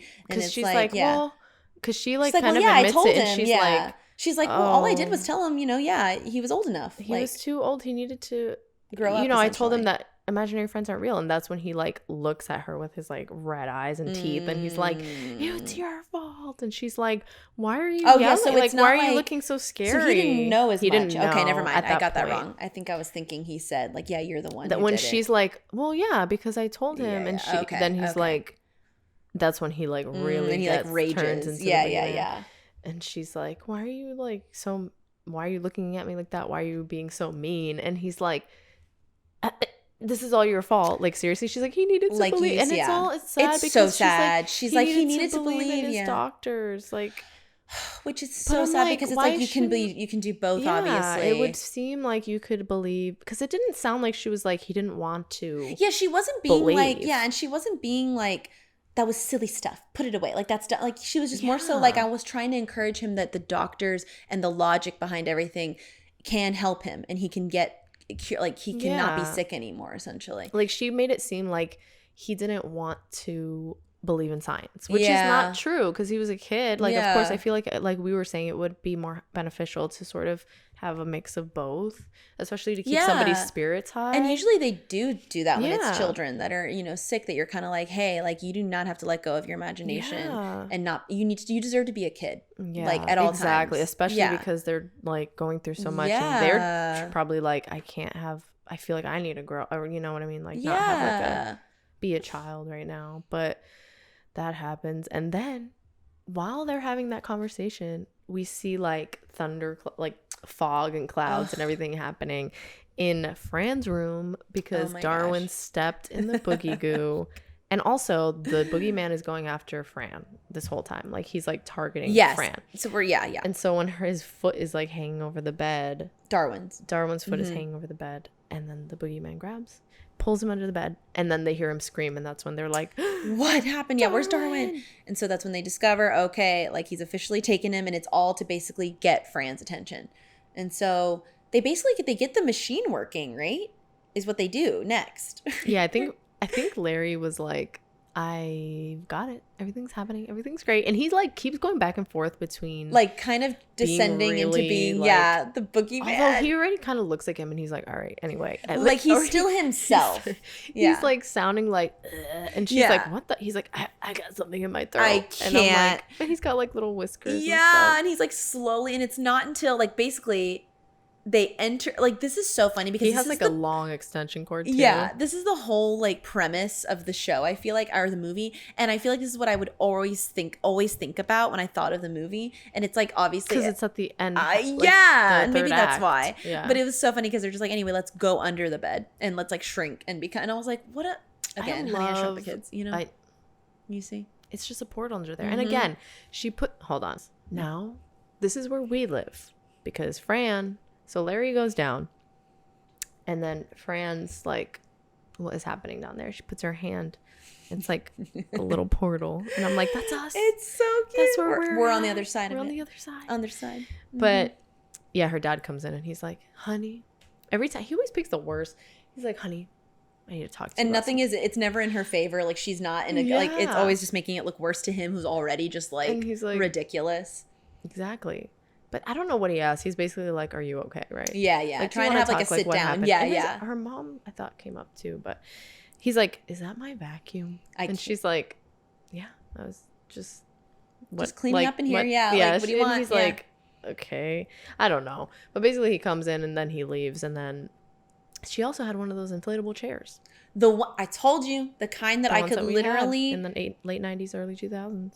So comfy. I was telling Stevie that one, I would stick my head through the opening in the back and put it on my back, become a turtle. And then two, and become a turtle, obviously. Like, you become like one. You said that, like, and become a turtle. Become a turtle, you obvious. Know? Like, what else like would you we be? said, it's obvious. It's a wiki how to become a turtle. Get one of these inflatable things. Step one. Step one. And acquire inflatable seat. But I remember I was telling Stevie that I would put, that like me and my friend would put it in front of the TV and we'd both like squeeze into it, and then we would put, like, when we were watching Jumanji specifically, we would wait until the stampede scene came on, and as soon as they would round the corner, we'd be like, like acting. That is the best. Isn't it? I love stuff like that. Feels like we have core memories like that, right? Where it's just like, that's. It's like when you go to the arcade and they're like, oh, you're like in the thing that you're like literally writing in the thing. I can't. Gosh, what good times, good times. But yeah, she has one of those. So you knew what time period it was. All the rage. Actually, I feel like that's earlier than it was because it was 97, and I felt like I had that. That was like a year 2000 thing. Yeah, almost. It definitely felt like the like kind of like anytime I think of the colorful Macs, like the desktop. Did I say 97? Yeah, 99. It's 99. But you know, yeah, you did. Which makes 99. Because I was 7. I'm like 97, 99. So never mind. I guess it makes sense. I guess it makes sense, but it does feel like a very specific like 2000s, like. But I mean, that is practically it. So it makes sense. You know. Anyway, so Fran goes down there, goes under the bed. She goes under the bed, and then she lands, and it's. The set I design, love it so much. The set design, and then we noticed that if you look up, you can see the springs on the bed, and I'm like, spring. The things down there again. I was like, this is an I Spy book. This is what it looked like. There was a giant sandwich that she like landed disgusting, near. but so disgusting. Cool. Yeah. Part of it was moldy. It was like in a little sandwich bag. But then like you can just look at everything and it's like become bigger. Probably not necessarily in the right proportions, but it doesn't matter because you can recognize it. And there's like speaking of that, because Larry, when he gets down, he's like, Fran. And she's like, oh, Darwin's car. And he's like, you should have seen me trying to get that out of my pocket because it's huge. It's like they can now be inside of it. And I'm just like, so funny. So funny. And it's like, there's just, it's again, the set design. It's so cute. Like, I wish there could have, it reminded me of like a after school program where like they just all come in and they're like out of the box kind of situation where it's like that area looks like that. It was so cool looking. These are all my favorite things. I know. Like stuff like that. Out of the box. So long, farewell to you, my friends. Oh my God. I can't. But so like good. That thing where you're just like, oh, it's just a bed, and you go down there and it's like the TARDIS. Yeah, literally. It's like the out of the box. They just put some boxes together and they put there's a slide. Out of the box. And look, oh my, out stop. of the box. The way that, you know what? I think I made one once with like the neighborhood kids. We like all made them, like all my friends. And it's like we put the boxes together and then like come to find out, like obviously unless you create an inner. I think we did. I think we were saying, come to find out, no magic in there. Magic. Just boxes. But also it's like you have to perfectly create it so you can actually go inside. Yeah. We did make a fort another like time. A fort. I had a really cool fort we made, which like I feel like we kept for months. It was so cool. I'll have to show you the photos. Anyway, but like it's just like that. Photos even better. Yeah, we had like we made like put tubes in it and like we could like look. That was the out of the box. You see, thing. I do wish though it could have been like a literal classroom looking kind of thing, and then you can jump into the portraits. Oh my God! Don't. It's like Wishbone. Don't. And what was everything better in the 90s? I mean, not everything. Our childhood? Not everything. Immaculate, yeah, not everything, but our childhood. But, anyways, wow. Yeah, it was like that under there, and they get on the car though, right? Because they're like, okay, we got to go find him. We're gonna use the car. Mm-hmm. They start like pushing. The whole sequence is literally this great like zooming through, like while she's on the back of the car, lightning. Yeah, everything's happening. He goes through a phase, right? Like he's like, yeah, literally going. Oh, wait, Mandy was saying that her brother used it. Wait, I'm gonna try to find the gif or the photo, but he's like. And she's like, "Are you good?" So and it reminded me of that scene in Willy Wonka where they're going through like the tunnel. Oh yeah. It was like it's so like ridiculous, like a transformation scene basically. Because on the end of it, he's basically almost turned all the way into a boogeyman, but he still has himself. Like he still is coherent and stuff. Emotionally Larry, but like every now and then he's like. So they get there. Do they see Darwin right away, or do they? So I think they hear him at one point, and there's like. He's like in a sock. Oh yeah. He's like, it smells like an old gym sock in here. The boogeyman has essentially put him in there. Yeah. To basically all to lure Fran. Like it's all to lure her. We have a very long sequence of Fran trying to get Darwin out of the sock while Larry and the boogeyman like battle each other. That goes on for a while too because I was like, she cannot open that sock. She couldn't open it, and then he's like, cannot get it. Like at one point. She almost fell over the cliff. Like there's like a cliff that leads to like. Oh my gosh. Oh no.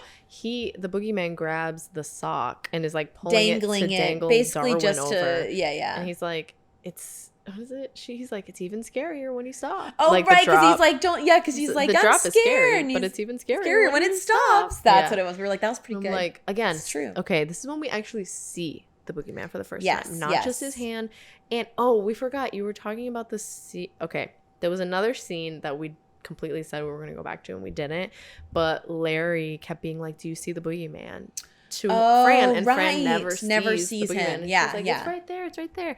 And she's like, I don't. And there's a part when he's like on the roof because the boogeyman turned on all the lights. He's trying to do like all these Christmas looking lights. Because they like do a power outage in the whole freaking town. And the only house that's lit is theirs. And it's like all lit up. And that's when Larry was like, also it's like midnight or something. Yeah, she goes out there with like a ladder. They're trying to help, and then he's the only one. Like she still does not see the boogeyman, so she never has interactions. She's like, "Do you see him, Fred? Yeah. Do you see him?" And she's like, "I don't see anything." And also, she's like, okay. Once again getting framed for because also she's like, what else is she gonna do? She obviously is like, I'm trying to help Larry Linda get my ladder, and then the ladder like falls and breaks the parents' window. And didn't she like think Larry like died or something? Because she's like, oh, you're okay. Yeah, I don't know, because he fell. He disappears after that, and she's like, okay. And that's again when the parents are like, this is why they have the guidance counselor. Yeah, that is because they're like something's going on, and also it's midnight. Yeah, why is the paparazzi come to the house? We didn't even talk about that. Gosh, I forgot about that, and that's why they don't go to school. Yeah, right? They don't go to school because she's like, I'm not going. Bert's like, so I think we're all like something. Bert's mad. I mean, Bert. The dad is mad. Yeah. And the mom, of course he is. Like, hello. She's mad the whole time, and the mom the whole time is like, I'm just trying to understand my daughter. I know. Poor babe. Looking fabulous. I can't. She's lovely. Red hair, like the bangs. I can't. Giving a Stevie Nicks haircut almost. Like, yeah, you're right. So cute. You're right. I love her. Anyway, I just wanted to say that was that moment when we did see the boogeyman. So this is the first time though that that was our first time. Yeah. And this is her first time though seeing him and coming face to face with him. And so she's like, what the heck? And basically it's on his turf. Yes. Yeah. His turf. They're battling. She's trying to get Darwin out. Basically, and he keeps calling her Franny, and she's like, why are you calling me Franny? She's like, and she Franny. keeps having a moment where she literally, it's like Dory, Nemo. That's a nice name. Like, she just keeps going on. What does she say? Chico? No. Oh, yeah. Chico. No. Oh, yeah. It's not Nemo. It's the... Tipo? Well, first off, it is. She keeps going, yeah. Man, what a good... What a scene. Because then at one point she does do Nemo. That's a nice name. Like, right. Wait, thought I can't. And then later on, Nemo. I can't. Now I want to watch Finding Nemo. Anyway. But yeah, she... so then that's happening. Then Larry, like, gets the machine out, right? To, like... Larry, this whole time, he's, like, they're trying to plug in the situation. Plug it. Get some kind of electric force. And then he, like, puts... The boogeyman's nails ridiculously long, okay? And... He pulls the extension cord out. So he's like got his little, it looks like jumpers for the car. Puts them on the boogeyman's nails, which always freaked me out as a kid. I was like, oh, that's gotta hurt. The feeling of literally forms of torture in most countries. Nails on a chalkboard. Yeah. Oh my, stop. And so he like plugs it in. I mean, clamps onto the boogeyman, and the boogeyman's like faking it. He's like, no, just kidding. It didn't do anything because, like you said, the machine wasn't plugged in. You see, like and then where you were like, and also that's their way out. Yeah, the whole time I was like, oh yeah, I was thinking like it's like a breadcrumb situation. Right, I'm like, I know. And so that happens though, and then don't they like there's many instances where it just does not work out. Like they're trying to do that, then they do de-age him for like, is that what you're like? Wait, what happens next? No, there's a part when not de-age him, the opposite. So they make him younger. Yeah, because so this whole time Darwin's in the sock, and the whole time this poor boy, the whole time he's like, I don't know what's in the dark. I don't believe in the boogeyman. Yeah, I don't believe in anything, imaginary friends. But I'm scared. But I'm And so he's like. So this is when Fran was like, okay, I see a battery. Let me just take, like, while Larry's battling. Yes. Because Larry was battling, and isn't this when he, oh no, it's later, but she like plugs in some, what's it called? Not safety pins. What are they called? Safety paper clips. Wait. So she grabs paper clips and she's like putting them on the battery, and I'm like, this is me in fifth grade. Yeah. Like, this is literally being like, and then if you put it in the potato, and then you know the electricity. I remember doing that in fifth grade, and I had braces and telling that because we were like trying to use the battery to light up the light, and I remember telling my teacher, I'm like Miss Castillo, I'm like, I could use my braces, but I shouldn't because I was such a dweeb. I was like. And she's like, just like the TV show Brace hilarious. Face. Remember that? Yes. I almost forgot about that show. I didn't have braces, but I feel like I thought that show spoke to me in a different way. You're like, I was like, that. You know what? I had glasses. I see you. And she's like, my teeth are on fire, but okay. She's like, okay. The music was like Brace Face or something, and it was like electrocution, and she could like talk. That was wild, honestly. Oh, yeah, I forgot about the plot. I'm like, she had braces, right? The whole, and then she could just like get radio transmission. You're like, it's like Brace Face because of the electricity, and I'm over here like, yeah, she had braces. Same. You know? I can't the way. I literally forgot about that. But yeah, she would like open her locker and be like, oh yeah, I can't. Yeah. Oh, that was cool. Right? That reminds me of like Brandy and Mr. Whisper. Anyway, literally the same kind of design, honestly. Yeah. Except for not a bunny. Right? The jeans? Or a dog? She a bunny or a dog? She was a dog. And then I think, and he was a bunny. He had like the whiskers. Yeah. Anyway, what a show that I would always change if it came on. I did not love that show. I didn't like it either. Oh man! Wow, we are the same. Anyway, we're like Dave the Barbarian. Same. Sometimes there were some gems though. So I had to get older to appreciate it though. Like it was that transition time where I would be I would turn off. No, I would turn off Dave the Barbarian. But then I got to the point where I was a little bit older, and I was like, on at like 1 a.m. Yeah, and I watched an episode once, and I was like, this is so funny, ridiculous. Like it was just stupid, ridiculous, but it kind of clever. Like not stupid like that, but clever. Maybe we have to watch it now. Put on the one about where the pimple comes off. I remember that, and I hated it. Watch it again. I hated it. Watch it again because Brandy it comes to life. Isn't her name Brandy in that? That's why. It was her. The sister's name was Brandy, I think, and you were like Brandy, and I was like, no. The sister's name, I think that was like whatever. The princess. She was like Brandy and the. I think it was Brandy. What Beauty and the Beast? Yeah, they dance. She dances with her overgrown zit that pops off and becomes a sentient being, and she's like Brandy. I remember and that. The zit. It's something life could be so simple if you weren't a pimple or something like that, and it was so. Anyway. I'm gonna pass on that. We'll put it on. It's great. Anyway, so yes. I don't know why we got there. Oh, braces. But anyway, electricity.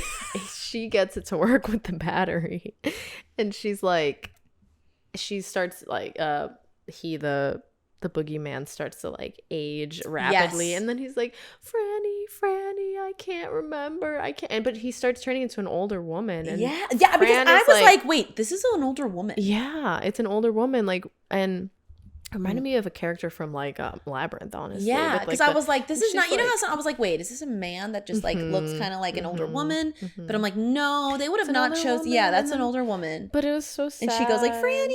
Like, I can't. And then again, she's like, Franny. Like, it keeps jogging the memory that she had, but she can't know. Yeah. And then she's like, it made me sad because she's like, I can't even remember how to rhyme anymore. And I'm like, no, it made me so sad. And then something happens where like the battery like jolts overpowers too much, or something. Yeah, burns out. And then he turns back into like, and he's like, haha, anyway, I'm back. My beautiful self. Yeah. Now I'm back into my actual boogeyman form. And then this is when, I don't know what they say to each other, but Larry and Fran say something. And this is when Fran was like, you have to believe, like, she starts to talk to Darwin. Oh, and she's yes, like, yes. She's like, who the hell is Larry? Like, why do you? And then he's like, okay. She's like, all right, I'm going to get him to believe again so that Larry can, because Larry then starts to be like, Larry has fully we're both boogeymen. Turned into a boogeyman at this point. And starts to lost attack. His inner self, basically. Because he's helping the boogeyman. And so this is when Fran is like desperate, like you said, being like, you've got to believe, like Larry was your imaginary friend. I'm sorry I made you grow up too fast. Like, I'm sorry, all this stuff. And she's like, but you told me Larry wasn't real. He said, but you told me Larry from wasn't inside real. the song. I know. It's so funny. And she's like, no, like I'm sorry. Real. Like, just believe, like, say that you clap, because that's the thing they were talking about from the library when they're right? Because Larry's like, it's like it's Peter Pan, literally. Peter Pan is literally the core theme, obviously. Yeah, and it's like basically keeping a fairy alive, clapping, but also believing keeps the imaginary friend alive, obviously, from turning into a boogeyman. Like, if you believe in Larry, clap your hands.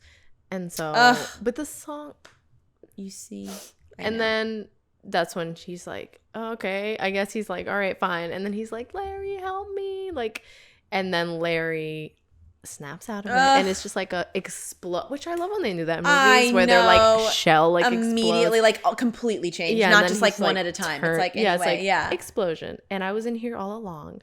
And then he's like in his little cowboy outfit because it's so cute. And also Darwin had like a little toy, like a little figurine that was like looked like Larry as a cowboy. So he's that cowboy form now. And then that's when Larry starts to battle the boogeyman again. That's right. And then Fran tries to get Darwin out of the sock. And then eventually what happens is like they keep battling, they can't beat her, they can't beat him. I mean, they can't beat him. And then that's when she's like, Zoe, stop it. And it's like out of nowhere, you're like, whoa, Zoe. You were like, Zoe. I know. I was like, wait a minute. Who the hell? Wait, Ariana, what are you doing here? Ariana. What? Literally. And then so she's like, that's when the boogeyman's like, what?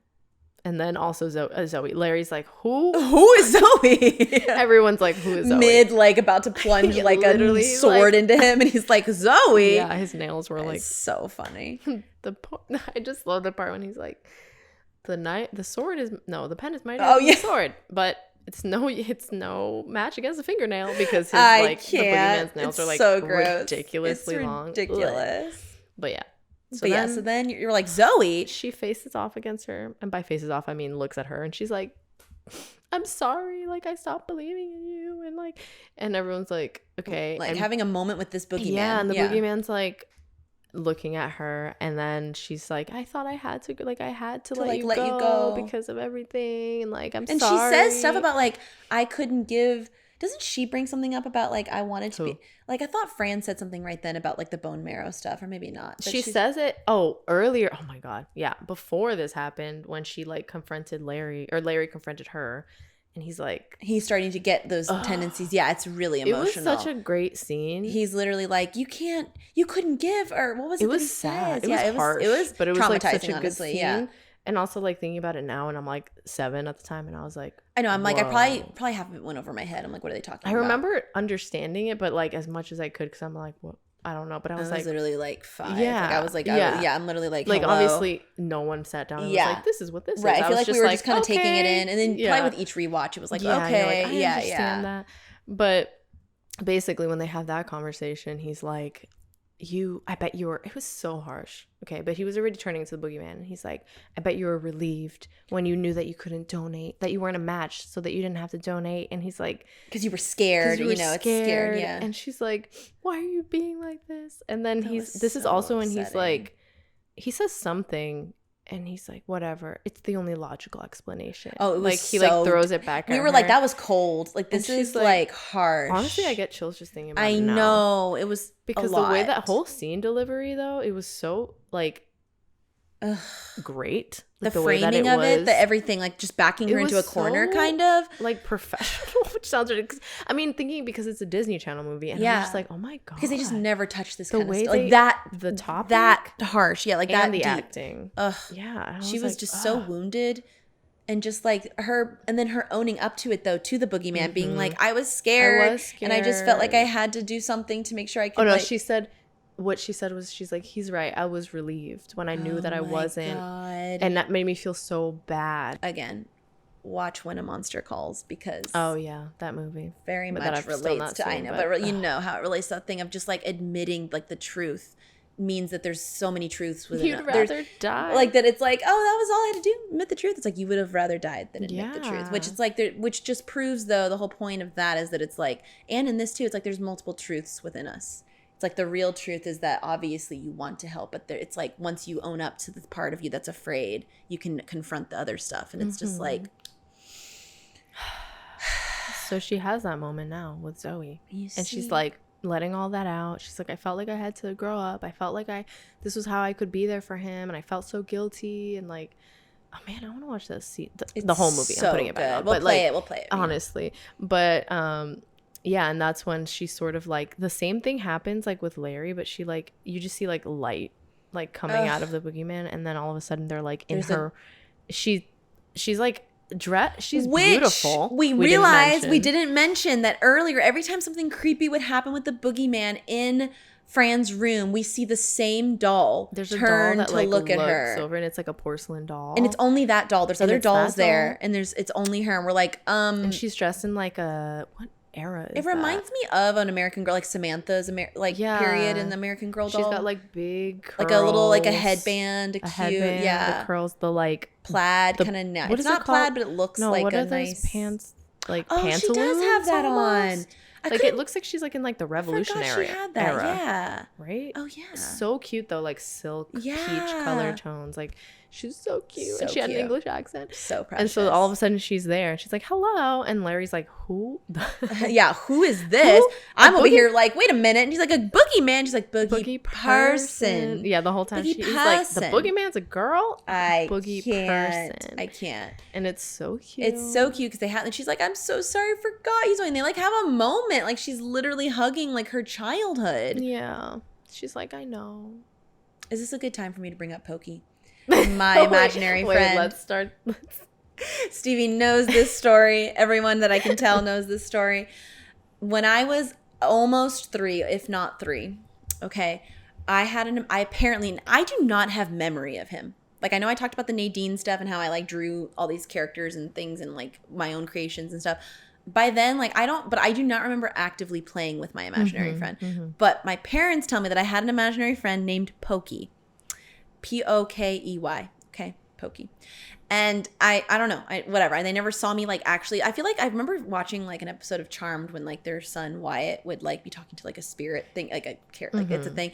And like one of the people was like, "Oh, like that's normal for only children, like whether they're only children or before they have another sibling, like they just like you see them talking." But like I would play with stuff and talk to myself, but I don't think they ever saw me like actually being like, "Oh, let me go play with my imaginary friend." Which I'm like, I wonder now, do other people see their kids playing, like talking to themselves? Like people go like they see them talking to like talking to the wall kind of, yeah. And it's like, what? I don't even know if they actually saw it, but I would tell them like, "Oh, anyway, Pokey said this," and they're like, "Is Pokey in the room with us like, right now?" Yeah, right. And I'm like, anyway, so then this is a really random like sequence of events, but then my dad at his company at the time, he like won some kind of like lottery thingy with them where he like won a Disney trip, like where he won like he could go buy stuff. It's a whole thing. It was. I wish I'd been older because we were apparently planning a trip to go, but he could get there earlier, so he could only use it that day that he won it.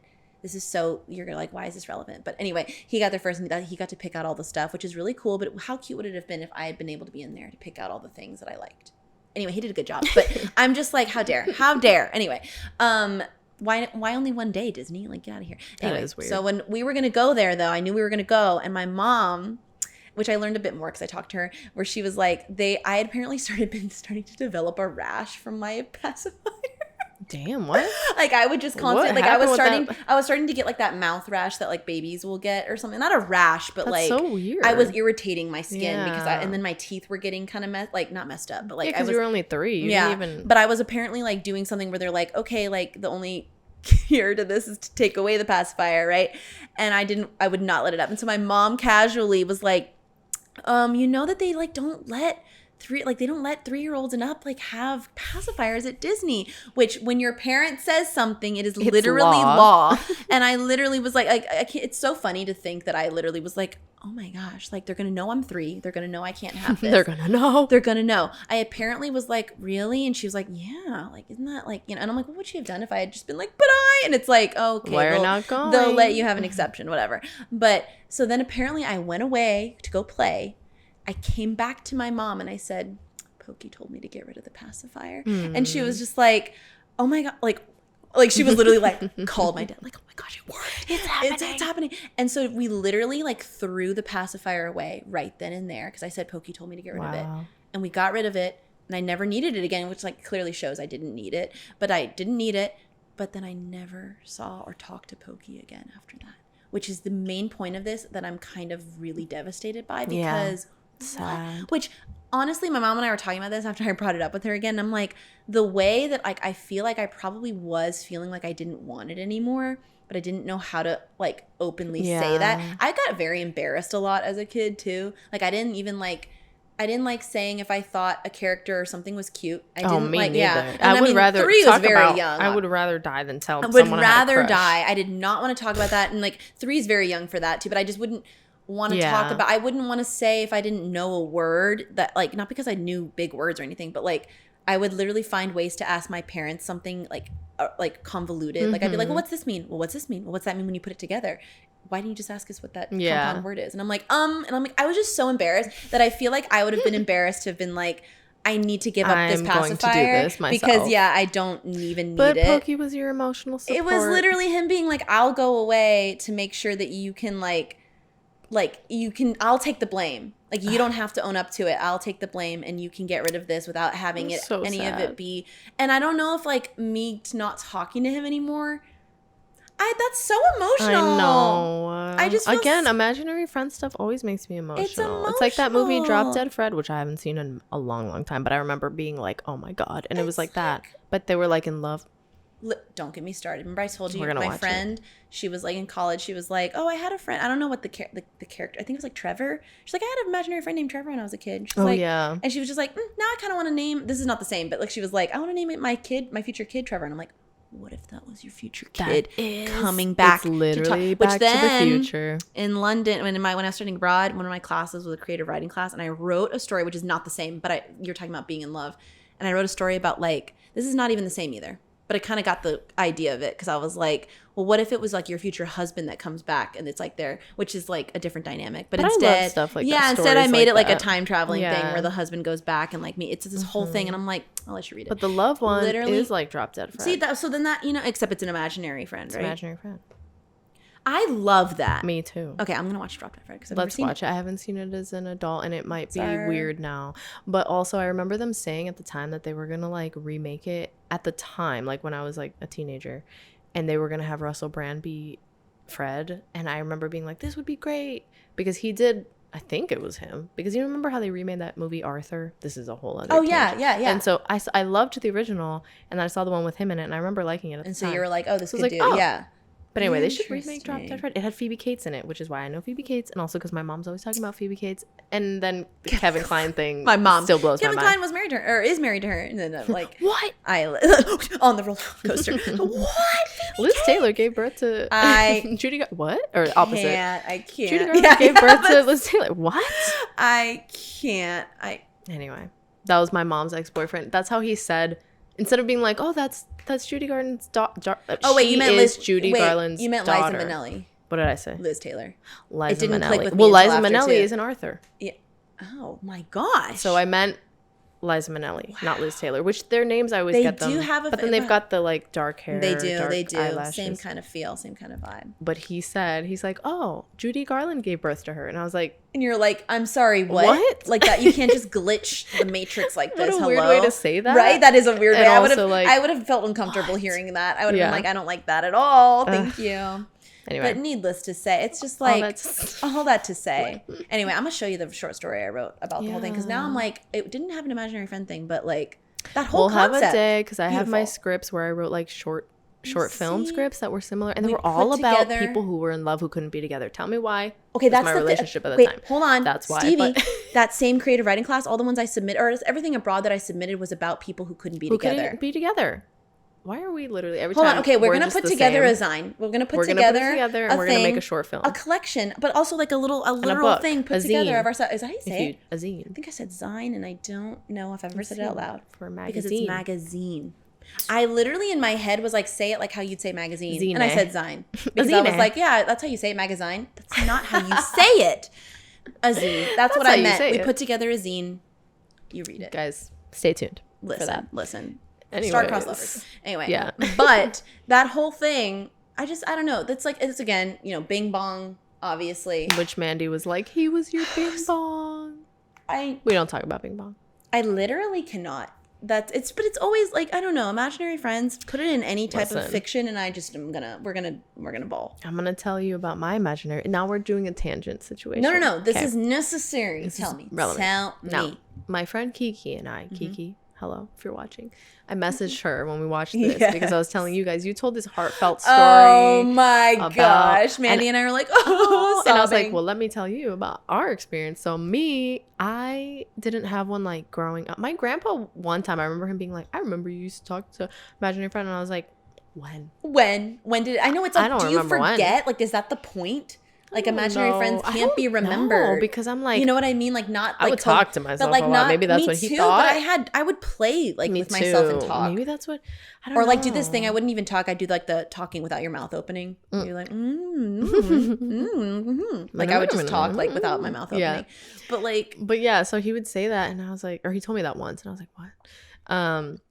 But when my friend Kiki and I were like, I swear we were too old to we had a joint imaginary friend situation, and it sounds creepy, and it's probably was a horror movie. I feel like there's got to be a movie out there like this, but his name was Billy, which again, it's always someone named Billy, and not all Billies, but like always we were Billy. legit. Yeah, I think we were in elementary school. We might have been older, but I remember my brother was there one time too. Yeah, so there's woods in the back of like we lived in like a complex, like apartments, and there were like woods somewhere. And I remember we would have like full-on battles. I remember one time we legit were like, we were in the woods, and I just remember we were like had all these battles with this guy, it's not a guy, it was an imaginary person, entity. And honestly, who knows what it was? Could have been a spirit. But when I talked to Kiki the other day, she's like, do you think he's still out there? I'm like, probably. You're like, we don't talk about because Billy. We would have like whole like battles out there, and I remember one of us was like tied to a tree. Like I don't remember what the hell was going on, but it was, and we had to like escape. Pokey and I are like, Pokey and you are like, let's play on? With our Bobo, and you're like over there like with our blorbo. Bobo. Do you guys call it that? No. That's what we call it. I was literally like, Bobo. Are you trying to say blorbo? Like, no. What is it? There's another word in Europe that they call it, right? Or am I thinking of the binky pram? or whatever? Yeah, binky. Yeah. But also, I think people say that pram. Here too. Yeah, people say that. Yeah. Anyway, Billy was creepy, and I don't love that evil. Story. But and also, it was me and my friends like joint, but felt thing. I feel it. I feel it though. Anyway, who knows if he's still out there? Again, the mind, the imagination. Like, honestly, what is the definition of an imaginary friend? It just takes imagination. He was not my friend. It does. Yeah, let's talk about that. Let's unpack that. He was the imaginary villain, nemesis. Now I want to write if you won't. Now I want to write a love story. If you won't. If you will. If you will, I will. Because honestly, now I want to write a love story about an imaginary villain. Which is that not literally the relationship I have with every anime villain? I was going to say... That's not... We don't have time. I was going to say, related to that, when we were talking about like imaginary friends who come to life and you're like with them, is that not what we want? That's all we have. from our anime men. That's literally it. That's all we have. Except all. Like if they could just step into reality. If I could just, there goes gravity. Boom, there goes gravity. Anyway. No, I don't. I actually can't think about that right now, or else I'm gonna like faint. Like I can't do that. That's. Oh my gosh. Yeah. Anyways, so that. So yeah, that was a beautiful. We needed to get that out. We needed to get all that out because basically now we've seen this beautiful like coming together. And it's so cute because you can tell that they like know what they're doing. Like Zoe, like he's like, oh my gosh, like that was your imaginary friend, and like oh my, and like basically they're having this like beautiful heartfelt moment between the three of them. Mm-hmm. And then like basically also I need to say that like I felt the whole time, and you right? Yes. When I used to watch it as a kid and as an adult, I was like Fran and Larry tension. The chemistry, romantic tension can cut through it the whole time. Yeah, not just chemistry. They're great on-screen partners, but like you could tell that there's like we're like because I remember thinking as we watched it again, I was like, wait, I can't even. Before we got into it, I was like, wait, I can't remember. Is he her imaginary friend? Is it like I was thinking there's some kind of tension here because there is, and like they're basically like she's all excited. Like Fran like opens up as soon as she realizes that Zoe was Zoe, and she's just like, oh my gosh, like I can't wait to see y'all again. And like abruptly, they're just like, Zoe's like, and also Darwin sees Larry now. Oh yes, so Darwin sees Larry. He hugs him. They reunite. Yeah. They get out of under the bed, obviously. And like when I think it's like when they're leaving, I guess, because then abruptly they're just like, oh, you won't ever see us again, Fran. And it's like, yeah. And she's like, what? She's like, we can be friends just like before, which I want to throw up just thinking about the fact that she's like, we can just go back to that. Yeah, no, we're not sorry. And he's like, and there's so sad for her because they're like that's just the way it is. You don't need us anymore. Like you're not a kid anymore, and you like it's sad that you like because Larry said he was gonna be back, and she's like for Darwin, for Darwin. It's like she's like, you said you'll play with Darwin or whatever, and he's like, yeah, because Darwin is still, and it's that whole thing where they're like, it's not sad to grow up. Like that's the whole thing too. I think they're literally like, no, this is exciting. Yeah, like you don't need us. Like that's the point. Like it's we're glad that you realized that you did grow up too fast in that moment because that's what you needed to know. But like it's good because, and it almost ties in, like this is even darker where it's like it is good to grow up. That's what we want. Darwin having a childhood illness, the fear and like the sadness of thinking like your childhood would end there. And he tells her that later. He's like, I'm still scared that I'll have it come back. And it's just like this idea that they're like, it's a joy to know that you can grow up and like you should rejoice in that there's nothing bad about growing up. Yeah, because when he comes back later and she's like, oh, you're scared? Like, it's okay. Like, come sleep in my bed. And he's like, yeah, but I'm not afraid. Like he had been talking to Larry separately, and she's like, I'm not afraid of like the boogeyman or anything. I'm afraid of like real life sick. Stuff. Yeah. And like also it was cute because he's like helping him through it. Like Larry's talking. Like, go talk to Fran because she'll know. Yeah. Like this is grown this is getting stuff, grown up. Yeah. This is stuff where like when you do have to talk about real life stuff, there are people in your life. Yeah, there's like your parents and your siblings and other people you trust that can help you ease into it as opposed to being like, this is the real world. You know? Yeah. And like, but it's so sad because they're like, you don't need us anymore. And she's like, but and then literally I was like Sarah not ready. Flew out of the seat. I literally lost my mind. I did not remember this. He just waltzes right up to her, plants a big old smooch. He kisses Fran, and it was beautiful. Otherworldly. I genuinely, like, and the fact that he's like, that's why you're like, because like, she immediately gets flushed and flushed. He's like, you don't. He says something really good where it's like like that's why you don't need us anymore. Like basically because she's growing up, and that's like she felt something when he kissed her. I don't know if he said that, but she said to herself, maybe I am too old. Yeah, like, that's what it was because like she's getting all like hot and like, oh my gosh, like when they're leaving, and she's like, okay, yeah. I'm like, girl, can you imagine getting smooched by an imaginary man and then they never come back? That's messed up. Again, that's us with our dream anime men. Me again, started. I had a dream about Gojo. Listen, I was like, it was beautiful. When I read fan fiction, I won't say the fantasies. We don't need to get into that on this platform. We don't need to get into that on this platform because. But that was her moment. It's literally that. It's literally whether it's a dream or you're awake. There's power. And it really sucks when they're not real. We sound so sad. We what? We sound so sad. This literally sounds like we are Fran having experience. Like when people are like, wow, imagine what that's like. If only real people existed that we could be with. Stop this. No. They don't. But the fact though that we feel but are they worthy? No. The fact though that Fran, like, it's like people are like, wow, what would it be like to experience that? We're over here like, no, that's our daily occurrence. I consistently am like, if only I could feel. No, why can't you be here? You know. Anyway, but that was that, and then we were like, I'm gonna send you that Gojo, and then also that Dazai fic. I'm gonna send you some stuff. I just need to tell Stevie's gonna get some fanfic goods. I'm gonna cry even more. Anyway, than I already do. Continue. Sorry. Anyway, so yeah, and there was also a really cute moment before that when like her parents come in and they're just like hanging out, and then they're like, and they found out that stuff is happening in the town over. Yeah, he's like, it wasn't. Them being like, it wasn't you. Now we believe you. It's happening everywhere. Which also, does that mean there's other boogeyman stuff happening? There's another boogeyman. So like, yeah, because I'm sure kids grow up all the time without. That's like so sad though. But there's but that's what Larry's like. So then he's like, the guy in my head said we gotta go. Like, yeah, I gotta go. Oh, they're gonna go take care of the next town. That's right. That's right. That's what Zoe's but it's nice because I'm gonna go with you. Have a good. Which again, we're like, where's Bert? Bert is he's not even there. They had a whole moment of like, of course, because he's like, well, will I see you again? Talking to Larry, but they can't see Larry, and they're like, of course you're gonna see her again. Like she's never gonna leave you, and I almost cried. Yeah. Oh my god. Because they're like, she'll always be here for you, and I'm like, and like, oh yeah, because it's Darwin that's like, will I ever see you? And Larry's like, but also like, I'll see you later. Bert giving up his bone marrow. I feel like he's a very significant part of this story, and we just don't see him again for the rest of the movie. He's like, I did what I had to do. It would have been cute if he was in the bed when, like, or comes into the room. Yeah, where they could all have a sibling moment. It ends with them, like, that's when Darwin comes in the middle of the night to be like, I'm scared about this and talking. And we see that she's comforting him. And it would have been cute if Bert had just, like, kind of made a quick appearance. Yeah, even or like if it's just dumb. Even if it's him walking by, being like, you guys are still up, like, or something sweet. And then we see that Larry and Zoe are there watching over them. And it zooms out, fades to black. Perfect. And it made me perfect. Weep. It was so good. Oh my god, it was so good. Bro.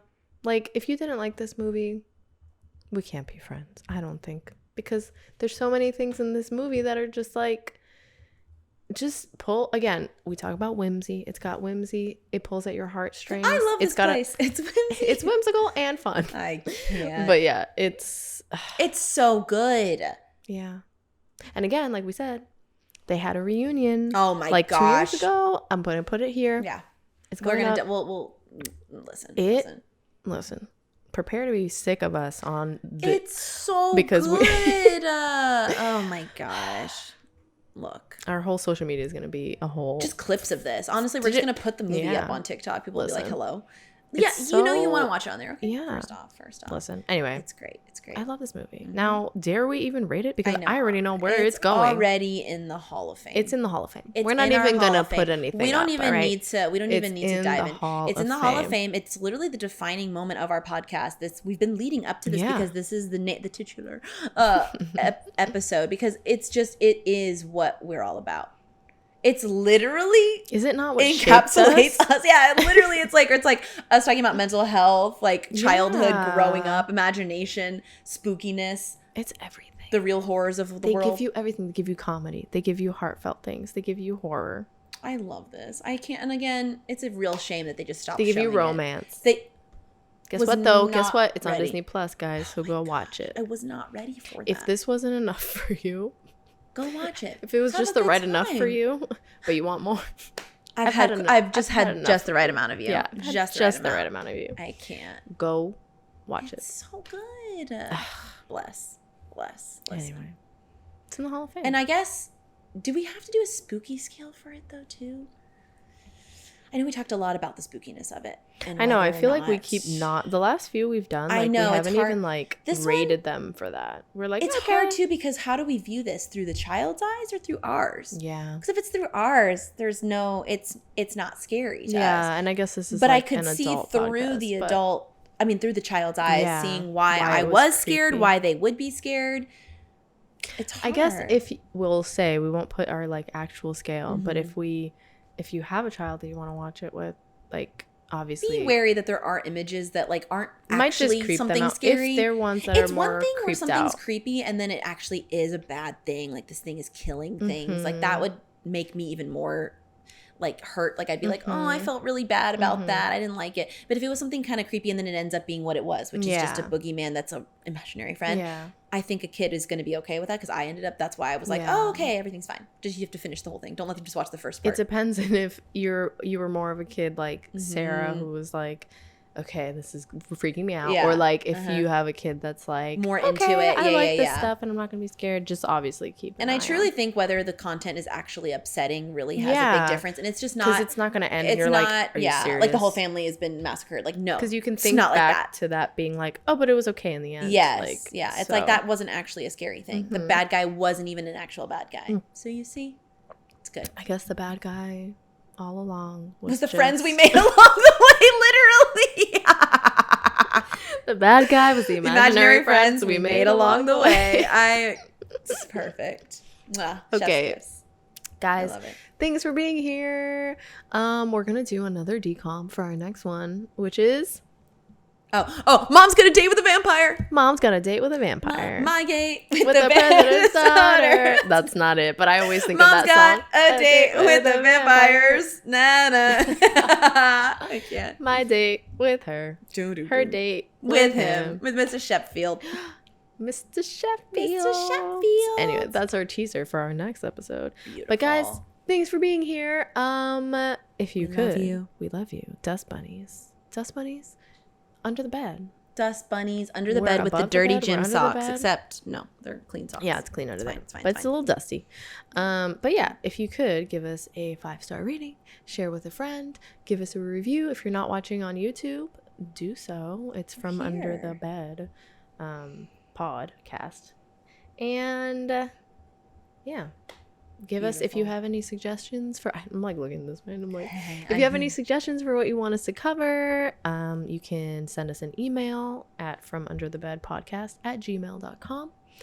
Go to our website, fromunderthebedpodcast.com. Follow us on Insta for the memes and the lulz from Under the Bed. And our TikTok is from Under the Bed Pod. And we're out there. We're on the internet. If you're not watching, again, come. See our lovely faces, see the memes, see the images that we've got on the screen. Come watch our TikToks, watch our Instas. We'll have have links down below if you're like listening wherever you listen. Click. You see. And Yay. Thanks, guys. We love you guys. Thanks to all of our real friends and our imaginary friends out there. That was beautiful. Pokey, you're a real one. I love you. Listening. I love you. Billy, get the fuck out of here. left. Pokey to the right. Pokey to the right. Come right on in. Yeah. Oh, we love it. Okay. All right. Bye. Bye, guys. Mwah. Wait. Ready? From under the bed. We should say something like, don't look under. I want to like say one more thing that's like from under the bed. And remember. So hold on. What can we say? And remember. Don't look under the bed unless you're looking for us. Yes. Don't look under. Okay, I'll say that and you say the other half. Don't look under the bed. Unless you're looking for us. Yeah, because we're here. That's where we are. Bye, guys. Bye. Again.